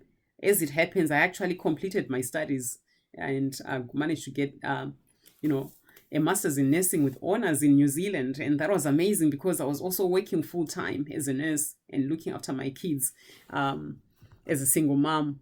Although at some point I also had this guy who was staying with us. We ended up living as flatmates because it just didn't work. But also, as that was happening, I realized that I developed some organizing skills and budgeting skills where I ended up having to own a home in New Zealand, which is something I'm not bragging about this, but to actually show that I worked so hard in those years, so much that when I wanted something, I would go for it and I would make sure that I get it. And that's what happened. Looking after my kids, studying, running, and nothing else mattered. And then ministry. Traveling, I've been nearly everywhere. Israel, America, talk about Africa, just with evangelism. And I loved it. I've really been blessed. The Pacific Islands over there, I've been everywhere. But something was missing. I hated men and I didn't realize it until a year ago when I got abused. And this is where I'm coming at, where I say the cycles of abuse would go on and on and on. And sometimes we don't know why things are happening to us. We can try to fill the void of things that were rooted from our past by maybe getting married quickly to somebody, or some people would resort to things like taking drugs and alcohol as a way to cover up for things that we don't want to deal with.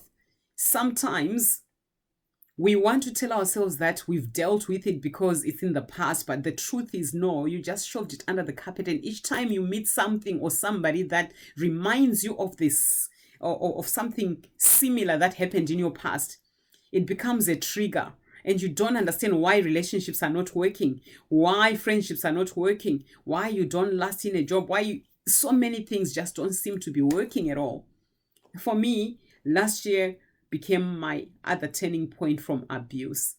I had friends and they said, Ketina, Christian dating sites are so good. You can find a Christian man. Look at you. You're beautiful. You're a runner. You look good. You've got your 2 kids. You've got your life together. You don't need anything at all. All you need now is a companion, a man to walk with. So go on a Christian dating site, Ketina, and try it out. It took me a while. And then I thought, why not? Why not? It was during a time when I had been disappointed by ministry, where I was questioning ministry. There's a lot of things that I was questioning, the abuses. And like I said before, each time I was around older men, they saw me as a mature woman. And no matter how much I looked at them as father figures, to them, they saw a woman that they wish they could have in bed somehow. So, and that became an experience that really disturbed me quite a lot, to start questioning, to see what is ministry. Okay. But also the way people have spread this falsehood about Christianity to think that this is who Jesus is, and just misleading one another, not as a lifestyle, but more like as a toxic religion, which is paralyzing people and literally making this world not be a better place, but the worst place to be in. I believe Jesus is freedom. He leads to freedom. But what we are having at the moment is religion tying and bonding people into just probably effectively thinking that if they give money to somebody who claims to be anointed, they will go to heaven. Anyway, that's just one of the things that I don't want to dwell too much on, but that's why I started kind of like drifting away and pulling the plugs off from so many ministries. I became on my own. So when I went to look for a man on a dating site, I didn't have anybody overseeing what I was doing before. I would have people controlling me, telling me, Ketina, don't post this, don't do this. That is toxic, because we are actually, when we do that to one another, there are things that I could learn from maybe the things that you are saying, don't do this, don't do that. Religion is controlling. And the moment you start feeling controlled by people, I had been controlled since I was young. So last year, February, I just decided, that's it. I'm done with all the ministries. Even, Lord, if you want to use me, you're going to use me the way I am. I don't want cameras. I don't want any of this nonsense anymore to be linked to big ministries, to think that I'm a big person just because I'm traveling with Sifan, or I'm traveling with Richard Branton, or I'm traveling with whoever the other ministries I was working with. So it just didn't make sense. So I just moved away, and then I went and ran 102 kilometers. I ran that race angry.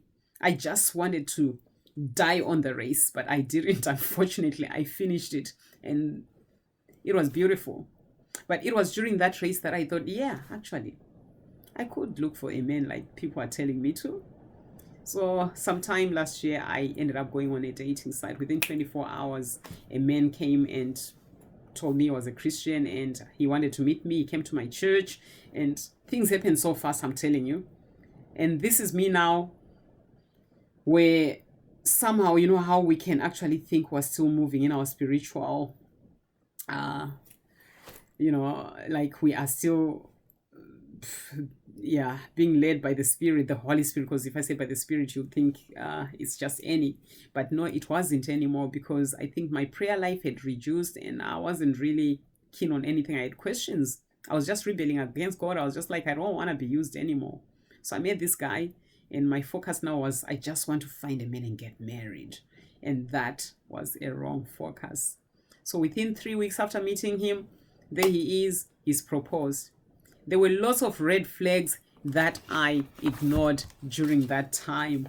And I do remember that people would warn me. I remember, including my business partner, he actually warned me about him when he first met him, to say, Ketina, this man is just after your money. And I said, no, it's because maybe you're just jealous that you're not in a good relationship yourself. That was me with my big mouth. But, I ignored the initial red flags, just trying to be a good potential future wife. So I said yes within 3 weeks to the engagement. And I remember after saying yes, I went to the bathroom and cried and nearly threw up, thinking, what have I done? Because just that very day, we had an argument, which I had actually thought, I'm going to end things with this guy today. But he became manipulative and came and proposed instead. Because I actually thought...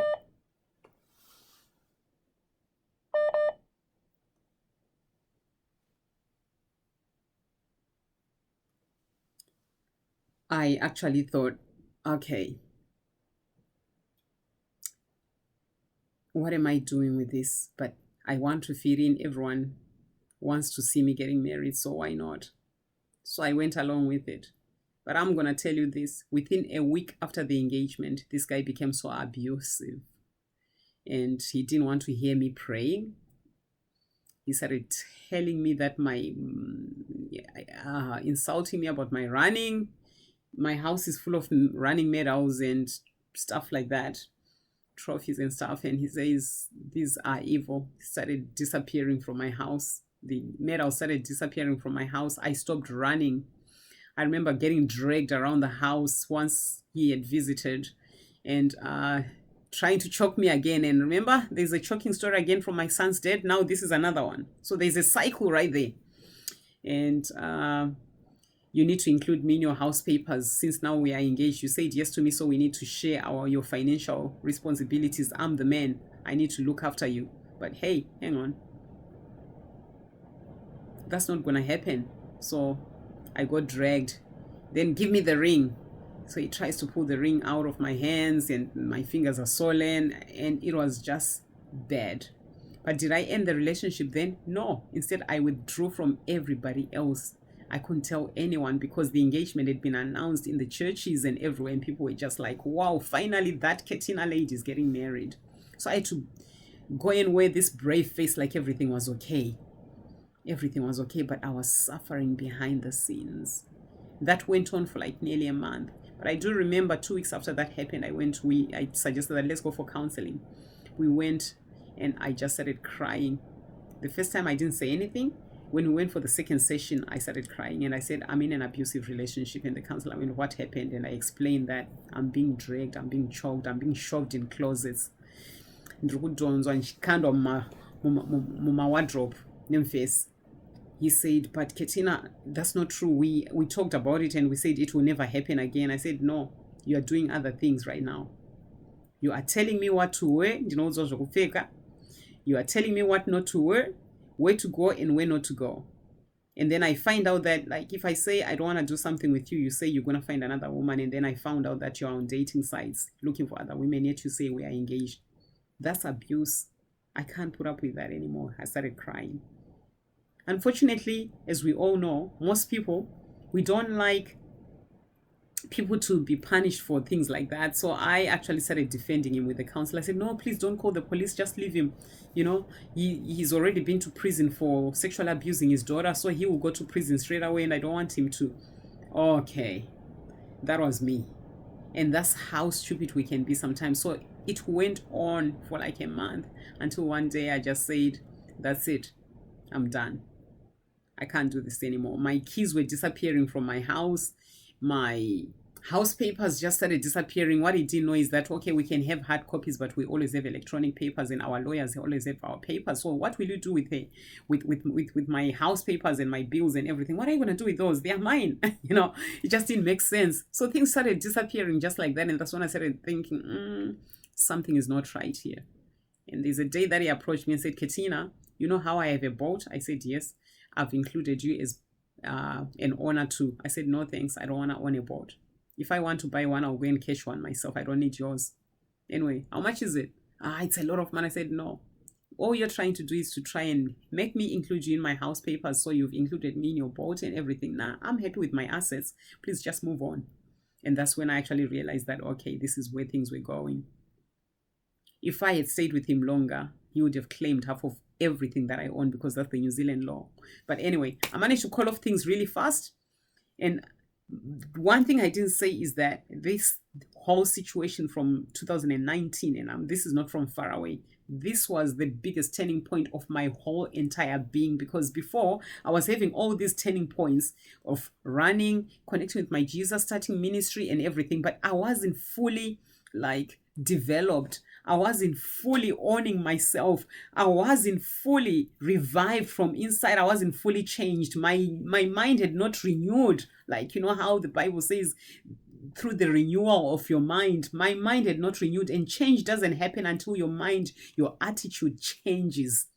So it took that last straw from last year that, okay, I've left the man. I decided, okay, I don't want to do business anymore just for a bit. My business partner was like, no, Ketina, you are doing business. I said, I'm going to sell my house. I'm moving to Zimbabwe. He said, you're not. So, okay, what am I going to do? So I moved out of Auckland just as a trial to say, I'm going to leave my house. I dumped everything. My son had gone to Zimbabwe. So just one of the struggles that you face as a single parent is children become rebellious, and my son became rebellious, and what made it worse was this man that I met as well. So as soon as I met this man, I sent my son to Zimbabwe just so he could learn a little bit of culture, and also to just have a break, because I was having mental breakdowns at that time. And that actually helped, because he didn't get to see the abuse that I went through this man, which was good, because if my son had seen that, that would have affected him for the rest of his life. My daughter, she only heard about it, but I actually moved her to go and live with another Zimbabwean family here in New Zealand. So thanks to that family, I'm sure they'll watch this at some point. But I decided to find a job, just go and manage a restaurant somewhere out of Auckland where I live. So I went to New Plymouth, moved there. Within a month of moving there comes the ex-fiancé contacting me. The Lord has told him to move to New Plymouth too. What? That doesn't make sense. So he followed me there. And everything just started going crazy. There's a rest home that I was managing so well. Everything was going so well. Then all of a sudden, there he comes, talks to, I was only reporting to one person. I'm hearing things about my personal life from the directors. I'm like, where did they hear this from? Okay, Brendan has moved to New Plymouth. You're kidding me. That's not true. Yes, he has. Okay. Right. Let's be friends, Ketina. And it always starts like that. I said, what do you mean by that? So anyway, things went on a little bit like, okay, let's be friends. Let's go. I'll show you this spot, because I grew up here and I did this, just trying to be friends, or whatever that meant. Can you please give me a job in your rest home, since you're the manager there? No, dude, I'm not going to give you a job in my rest home. You go find other jobs around. Oh, you're very selfish. Okay. So things were never well. And he actually had promised me that he was going to drag me down. And there was a text which I actually kept for the police for some reason. I don't know. Because there was a time when he visited, because I had a company house and everything. And he wanted something from me, and I said no. And he ended up destroying the house of where I was staying. And one of the threats that I got, because I had to report to my managers, to my directors and everyone, was, don't forget that I've got naked photos of you. And I said, oh, you mean the ones that you dragged me and I would never remember how that happened? You can go ahead and share those, because to be quite honest, that would be so liberating, and at least you'll be advertising me and people would know that, hey, I am really, really, really repentant of my sins, whatever those were. You're the one who remembers, because you're the one who is on medication that you can use to drag people like that. And don't forget, you're the one who sexually abused your daughter and ended up in prison, but I've been keeping those secrets for you. So this is not the first time you've done anything like this to any woman. So yes, let's talk about it. How did I end up with photos like those? How did you end up with photos like those of me? And then that was the end of it. He never said anything about that. So I forwarded all those messages to the police and I said, this is what is happening. This is what this man is saying. And I don't know, it's part of the whole sexual abuse thing anyway. But what happened is I ended up in that city in New Plymouth. Here I am managing, and things just started going crazy in my work. And cut the story short, I ended up without a job. I just wanted to come back home anyway. And somehow my directors knew everywhere where I was. No matter where I was, it was like someone was holding a camera for me. I'm going to eat something somewhere. Somebody knew where I was all the time. It was just straight crazy. And then I ended up being told that the company car was taken away. But we agreed that I was having the company car until such and such a date. The company house, I just came to Auckland and went back. The company house had been taken. And then I ended up with nowhere to go. And the only person that they made sure was available was Brendan, to say, hey, Ketina, do you still have somewhere to stay? I said, yeah, I do. My company house is still there. I still have my swipe card, and I go there. I couldn't get in. And guess what? I ended up having to do. He says, you can come and stay with me since you're going back tomorrow. Yeah, sure. It was like hell that day, because it was in a boat, but I opted to stay outside, because I was just being told, hey, you are full of shit now, you've lost your job and your children are not even here. What kind of a person are you? Go back to Zimbabwe, you don't deserve to be here. And I remember just weeping that evening and thinking, how did I end up losing my company house, my car, and everything just like that? And then all of a sudden I'm ending here with this person here who claims to be saying, you know, you can have somewhere where you can lay your head. Doesn't make sense. So how things happen from that time on is crazy, because here you are, you've got all these things going on, but also at the same time, there's this person who is literally bashing you with like accusations and blames. You called off our engagement. You are such a loser. You don't know what a good man is. What's wrong with you? Now you lost your children. You've lost your job. You are useless. What kind of a nurse are you? And this, I thought, what is going on here? What is going on here? So I'll cut the story short. I slept under a caravan. I remember it was the 7th of November, 2019, slept under a caravan right next to his boat, because I couldn't stand that anymore. And then it started raining. And then he said, come in. And then I remember going in there, just sitting on a corner, and then started shivering, and like literally in Rigos early in the morning around 6 a.m. And that's when things happened. And I would never forget that.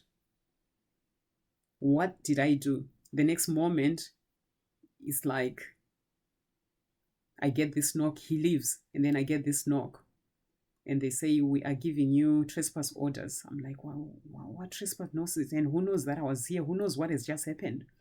Trespass not notice for what? You can't go to your workplace anymore to submit your uniforms and everything. I'm like, what is going on here?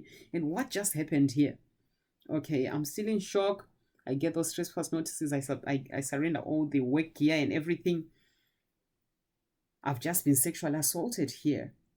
And how did these people know that I was here? Okay, I'm going back to Auckland today. Let me just try and forget about this. Let me go and have a shower and clean myself up. But I need to keep these clothes. For some reason, I just decided to keep them. Took them off, put them in there. When he came back, I said to him, what did you just do? What are you talking about? Then I said, what is going on here? Okay, are you coming with me to Auckland so that I can drop you off, or are you staying? Then I said, how can I not? You've made me use all my money that I had here in New Plymouth, so I don't have a choice but to go with you, don't I? So anyway, on the way to Auckland, I was like, I felt stupid. I felt powerless. I felt hopeless. I remember crying all the way. And it was like a slave sitting in that car. And people were asking Ketina, why didn't you just book flights? Because I'm known to be, I don't drive from city to city. I always fly. He sucked me dry just on those last days, demanding this, demanding that. If you're going to use my shower, you're going to pay for this. If you're going to do this, I was just like, this is a common shower. Why not just... Yeah, anyway. Coming to Auckland, all I wanted now is just to be left alone. Drop me in Auckland and let me go to my house. I remember as we approached Auckland that day, and this is, I just been sexually violated that very morning. Now we are driving, we're close to getting to Auckland. And then I get physically assaulted also in the car. And I remember nearly jumping out of the car on the motorway, screaming. And then I remembered, no, I'm a runner. And no, I don't want to die. And no, this is a man who has been abusing me all this time. And I never reported him. Instead of me being the one to die, instead of me being the one to end up injured and, oh, I'm going to do the one thing that I've not done in the last 6 months since I've known him. Why did he even follow me to New Plymouth? What is all this? What just happened this morning? So I picked up the phone and I looked at him and I yelled at him and I said, today I'm going to do something I should have done a while ago. And so I'm dialing 111 right now. Then he started crying and screaming, I'm sorry, babe, I'm sorry. I remember that very clearly.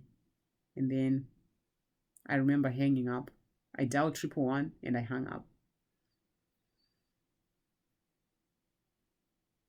And then I rang one of my friends and I said, I'm in the car with Brendan. They said, what are you doing with Brendan, Ketina? We thought you guys were over. I said, you have no idea what has just been happening in the last few days.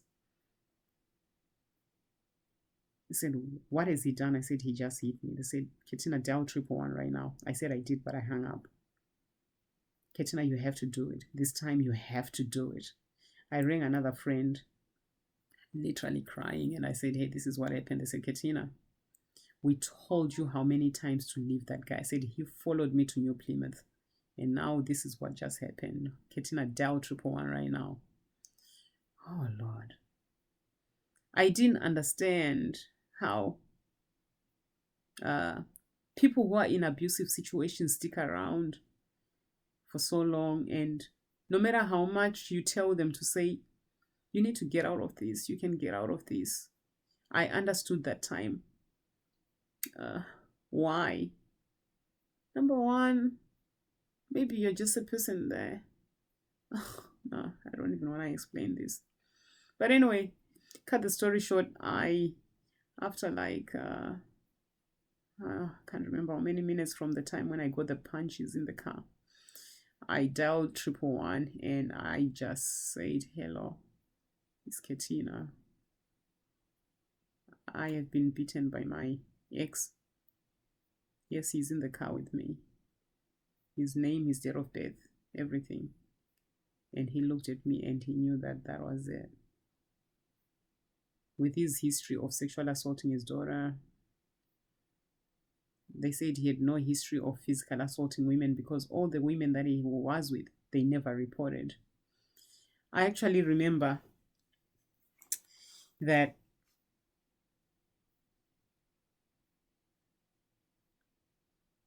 anyway, same day the police had to say you have to drive to your house with him, stay calm, keep him there until we get there. Oh shit, that was the hardest thing ever. So I had to ring one of my friends and I said, that's what's happening. So I have to play really, really calm and cool in my own house with the same man who is now trying so hard to act normal around me. I'm telling you, I cooked dinner. He ate dinner in my house whilst we were waiting for the police. How many hours? From 6 p.m. They didn't turn up until 11, nearly 11:30 p.m. Stuck with him. One of my friends came and she said, Ketina, keep ringing the police until they come. I didn't understand it. But 11:30, he said to me, Ketina, why don't you ring the police and tell them that we are okay now? Then I said, no, but we're not okay. But yeah, sure, I'll ring them because I'm also exhausted. I rang the police and they said, Ketina, the police have been outside your door. You can open the door now. We knew you would try to withdraw. That's the point we're waiting for. They came in and they took him away. I never saw him again. That was it. But funny thing is that night, when they asked me questions, I didn't report the sexual assault for some reason. And I even tried to protect him, to say, he's a good man. Please let him out. Please just leave him alone. Please. I promise he will. I'll make sure. Please, please. Until the police said, you will never see him again. And I was like, what are they doing? These people are so mean. I didn't understand the process until 24 hours later, when I went back to the police station crying and telling them that there's things I forgot to, I didn't forget, there's things that I didn't tell you. And they said, what? Then I said, this is what has been happening to me, and this is what happened to me that morning. They're like, why didn't you tell us? And then I said, I don't know. And they said, that's why we gave you the condition that you cannot contact him at all, and he can't contact you, because we knew that there was more to it. That became my protection order number 3. So I've mentioned, oh man, sorry.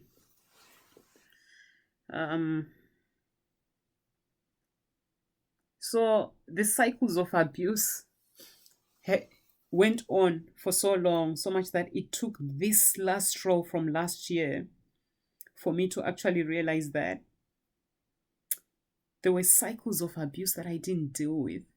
This one actually paralyzed me to the extent that I couldn't run. And remember, running is where I get my energy.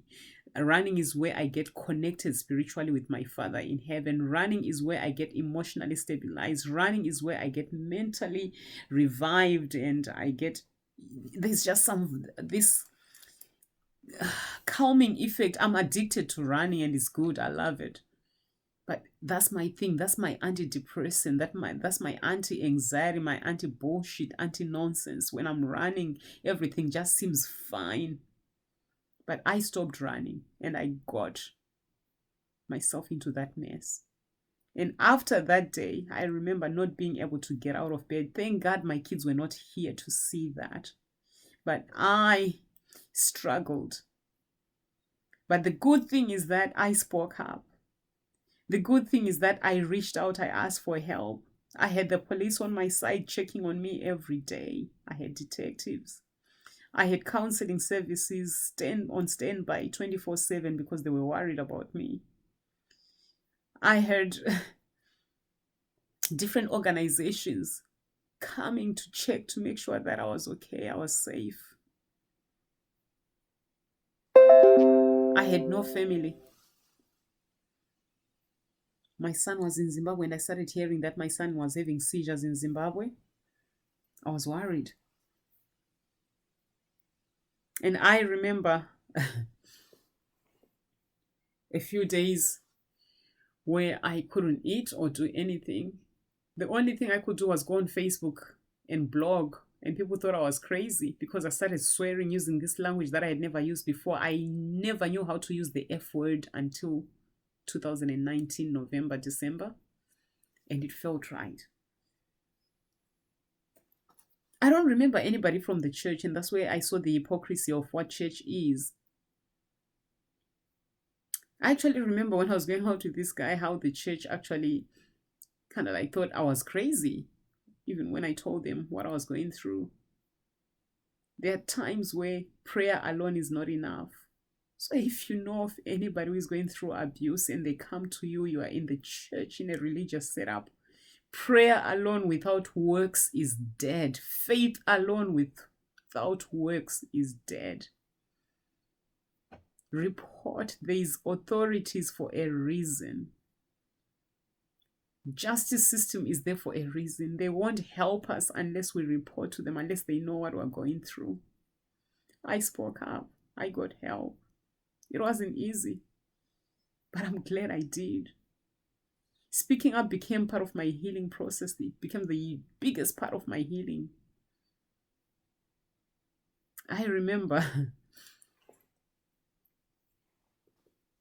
blogging about everything so much that people started giving me testimonies about how they started running because of me.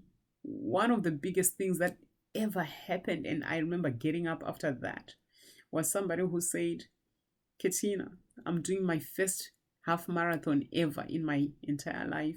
The reason is I've been running from behind the scenes because I saw your posts on Facebook and I felt inspired. But today I'm gonna run.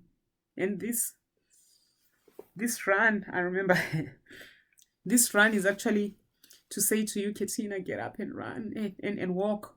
Get up. Get up.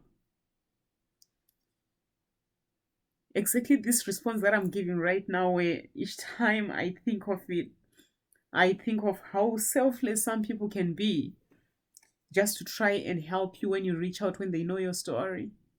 They didn't need to tell me that in Matthew 6:17 scripture says this or that. They just did something that they knew would impact me, would revive me.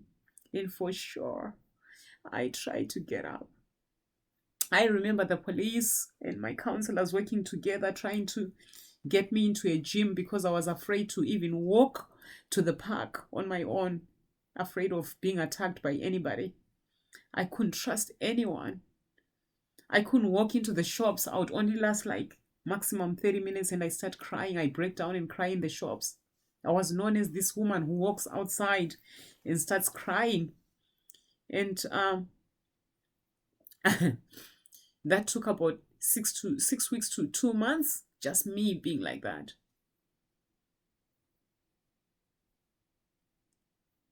I don't want to bore you with this, but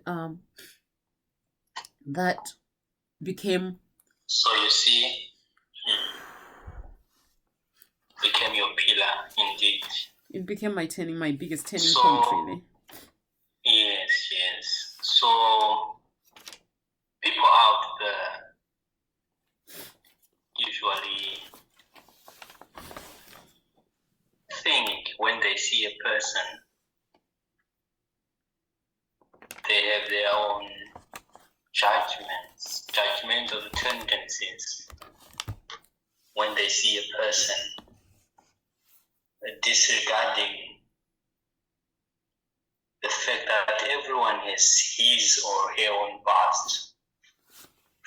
As probably as you may see Ketina, as quite energetic as she may seem, as quite motivational and outspoken as she may be, this truly is her story, which no one amongst ourselves would ever wish to experience such levels of abuse in any way. And have you heard that some of the latest abuse are so current that she's even in that healing process? Ketina, you mentioned evangelism was one of the pillars that helped you up. On that note, can you give us one of your favorite scriptures that has always been quite of importance? I have to say, your favorite scripture. God has not given me a spirit of fear, but of power and of love and of a sound mind. I just have to double check. I believe it's in 2 Timothy chapter 1 verse 7. I think that's where it is. God has not given me a spirit of fear, but of power and of love and of a sound mind. And because it actually talks about me as a person, I'm not afraid of anything or anybody. I'm not afraid of demons. I'm not afraid of people. I speak up because I know that when an abusive person sees the strength in you, that you can actually tell on them to somebody. Especially, I was involved with narcissists my whole life. My dad was a narcissist, and all these people that abuse us are narcissists, really controlling and trying to overpower us and all that. And I have to say that speaking up is the best thing. So God has not given me a spirit of fear, but of power and love and a sound mind. Sound mind means self-discipline, Indeed. self-control, a victorious spirit, a courageous spirit, and that's what I have. I'm not saying I'm perfect, but each time I remember that scripture, I even teach my kids to recite the same scripture every morning when I drop them off. God has not given me a spirit of fear, but of power and of love and of a sound mind.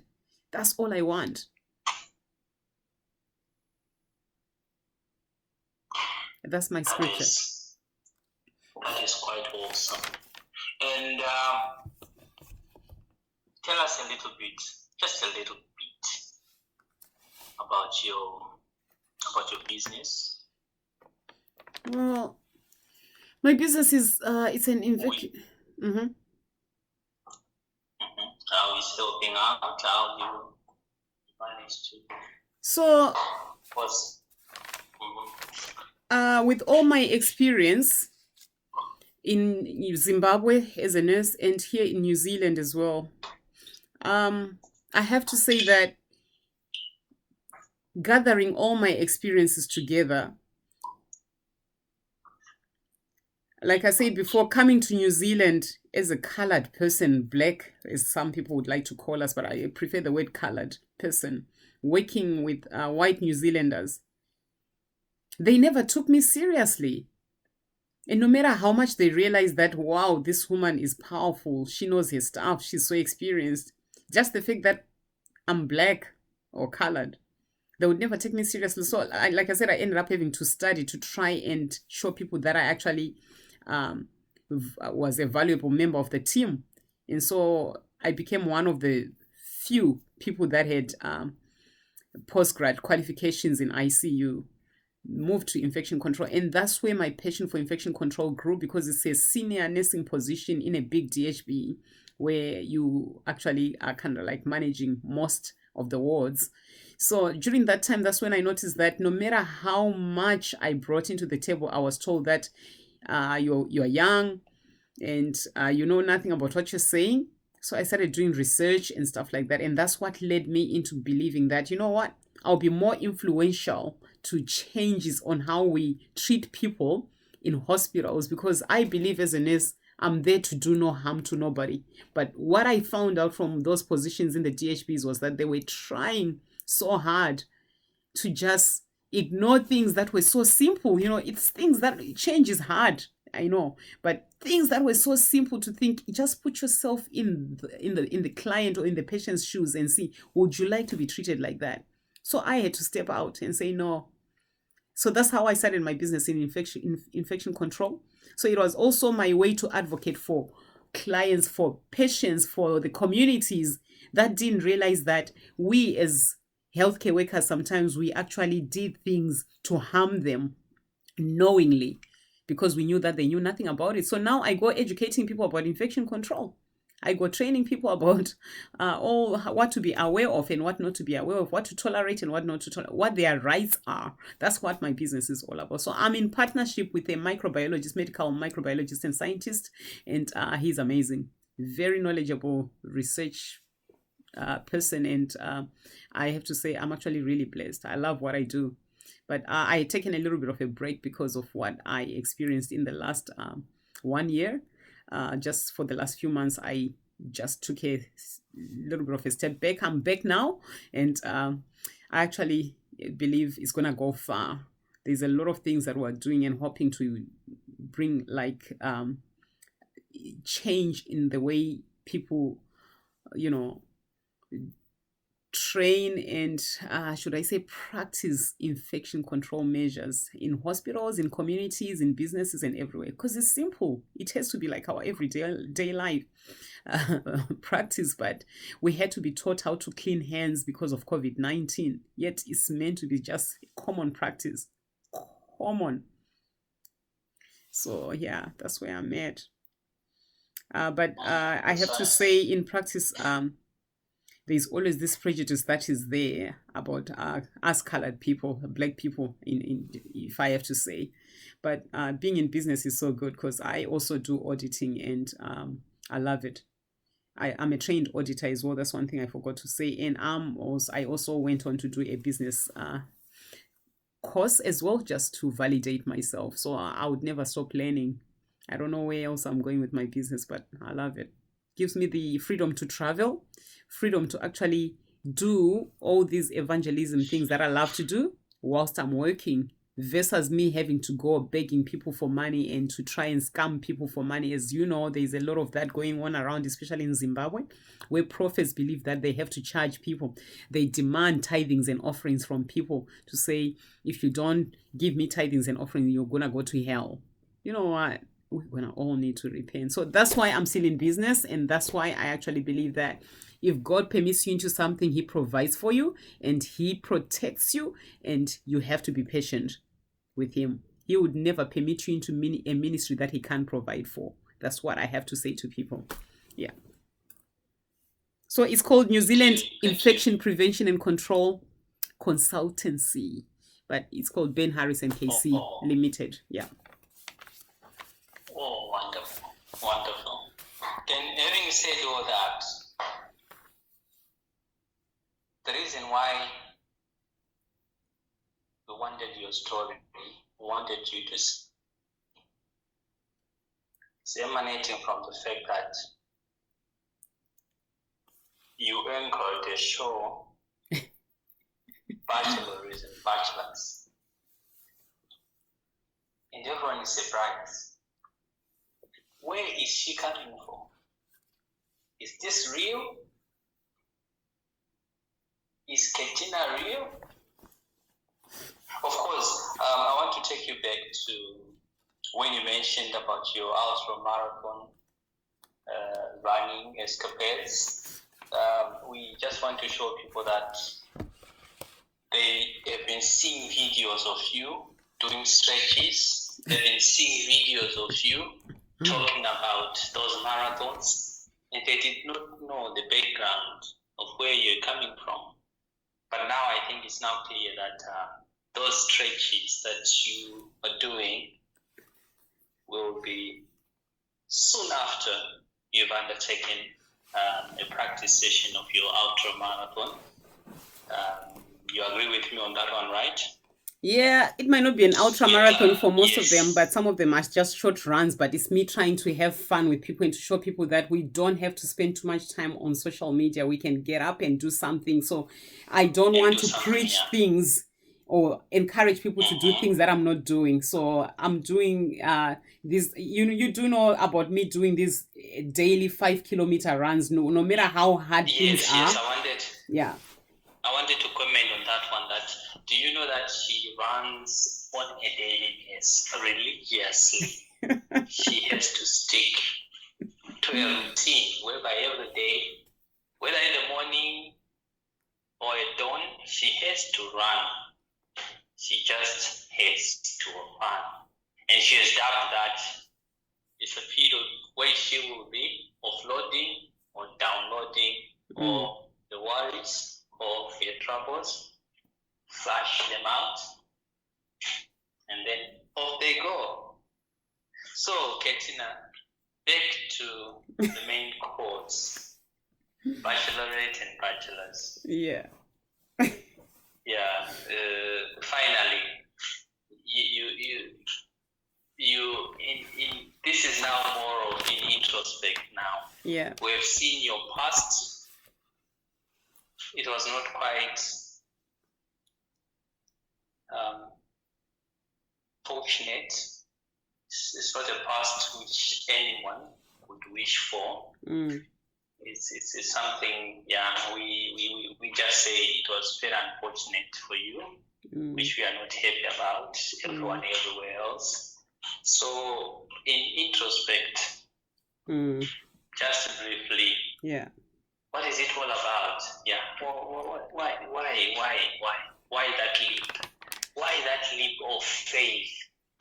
You are a woman of faith. Why that leap of faith? Okay, zoom us in. Show us what we expect or what you intend to achieve from this your show. Thank you so much for that. First of all, my bestest friend, you know what? I like how you introduced that bachelorette thing. You spoke about my past and all that. So I just want to say that my past, with all its challenges, all those things have given me so much resilience. And that's where I'm coming to the bachelorette, where I can be knocked down. I've been knocked down so many times, but this last knockoff was actually the biggest troll of my life. I've never been knocked off so hard in my life, to the extent of me lying down and saying I can't do this anymore and reaching out and saying I need help. But I am what I am right now. I'm in this current situation that I'm in because of many challenges that I've faced, to make the most of all the opportunities that have come into my life, include this bachelorette thing. I'll talk about it shortly. Sure. But I can find all these opportunities and incorporating all those experiences, whether good or bad, to become the person that I am and to learn from those situations. I don't regret any of the things that have happened to me at all, no matter how painful they've been. I'm actually thankful for those situations because they've made me grow. I cannot change the past, and this is one of my catchphrases now. I cannot change the past, but I sure can change, and I will change my future. I cannot change the past, you heard that? But I can change the future, and I will change the future. I love that. So in a nutshell, that's me. So I just really, I'll round off by saying that the bachelorette, why the bachelorette? I'm not sure why I'm doing this, but I know why I'm doing this. Does that make sense? Like, with all the experiences that I've shared with you, that you've gone through, you would understand that I like to challenge culture. I like to challenge society. And this is one of the things that has never been heard of in Zimbabwean history or African history, to say a woman puts herself on Facebook and says, ask me out, ndinyenge, ageling combis now in public. Don't send me private messages. Do it in public now, because you guys, you believe you can do this, right? Do it. I want to find my husband. I've been disappointed by men. Each time I do it on my own, I choose the wrong ones. So people, help me find a man. Help me find a husband. Come on, guys, call in. I'm here. And one thing I can say is this actually helps me to kind of like... I'll just do this quickly. I don't know what's going on.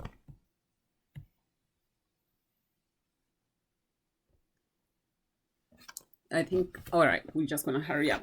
But it will help me to, it actually helps me to kind of like additionally come to terms with who I really am, what I've done and where I'm going. And I believe that this is not just for me. This show is not about me. It's about doing something that has never been done before, so that I can encourage other people who are out there to step out and start doing things that liberates them. If there's something that has been bonding them and making them feel like they are lost and they have nowhere else to turn to, get up and do that one thing, even as long as it doesn't harm you or harm anybody. This doesn't harm anybody. I'm actually hoping that if I can do it, if I can actually come and do a show like this, pull a show like this, one day we'll find that, maybe it can help one or two people. And it will be so liberating for me to actually find out that there are people out of the 1,000 that at least one or two will say, Ketina, I have a testimony coming from the bachelorette thing that you started.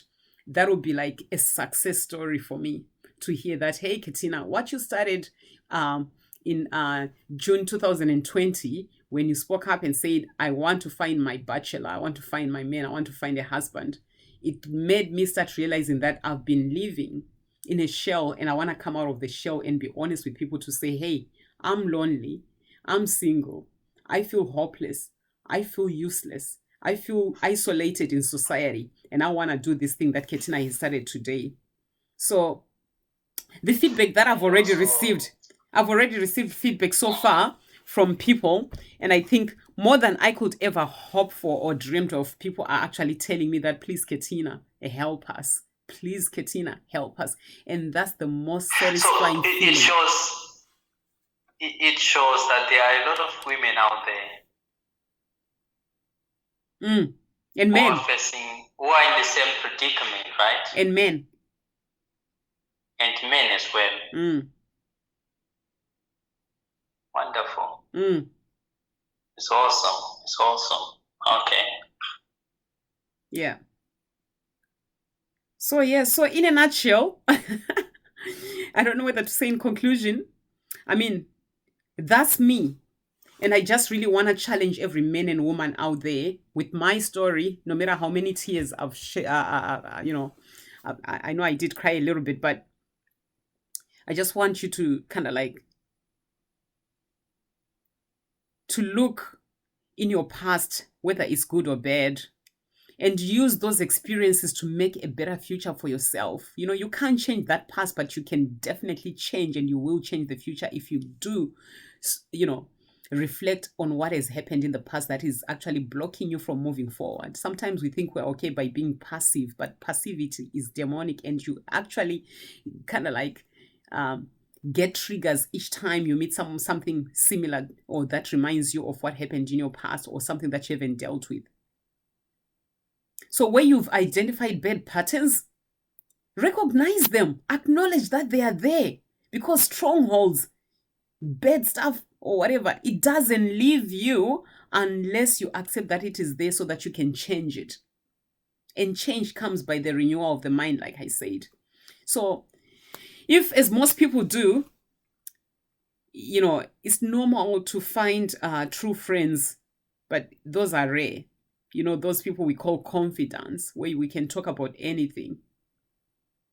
I would say, let me encourage people to say, find that one person that you can confide in. If nobody, do like what I did. I go to the police. I report things. I speak up. Don't be afraid. Don't live your life in fear, running. Speak up. Most of all, it is my faith in Jesus that has kept me going the way I am. So I just want to encourage people to say, find yourself in Christ as well. I'm not perfect.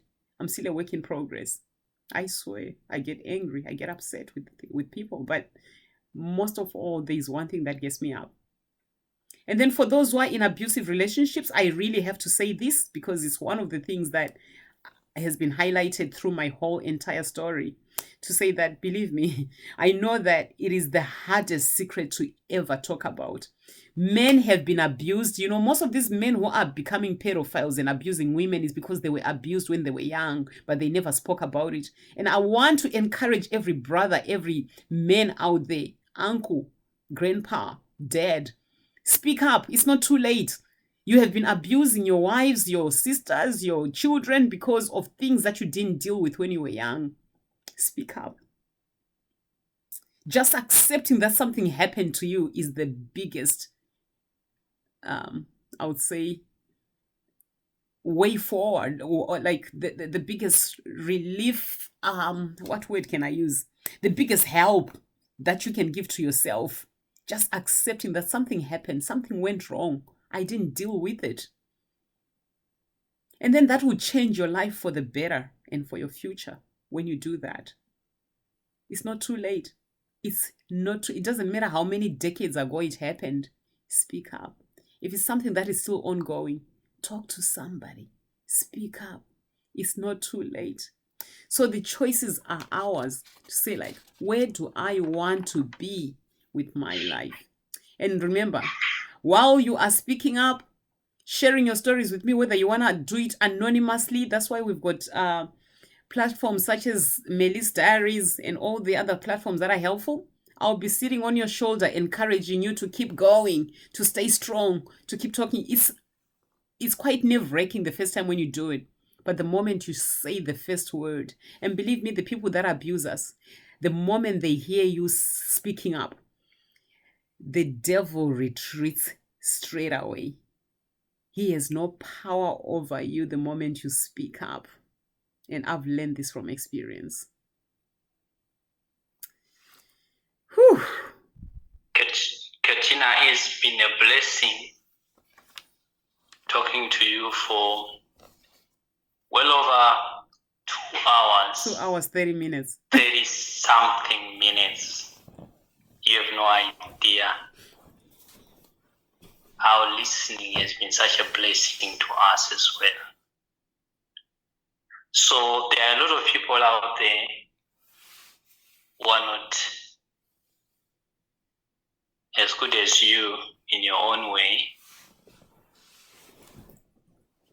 who cannot stand up the way you did against all those abuses.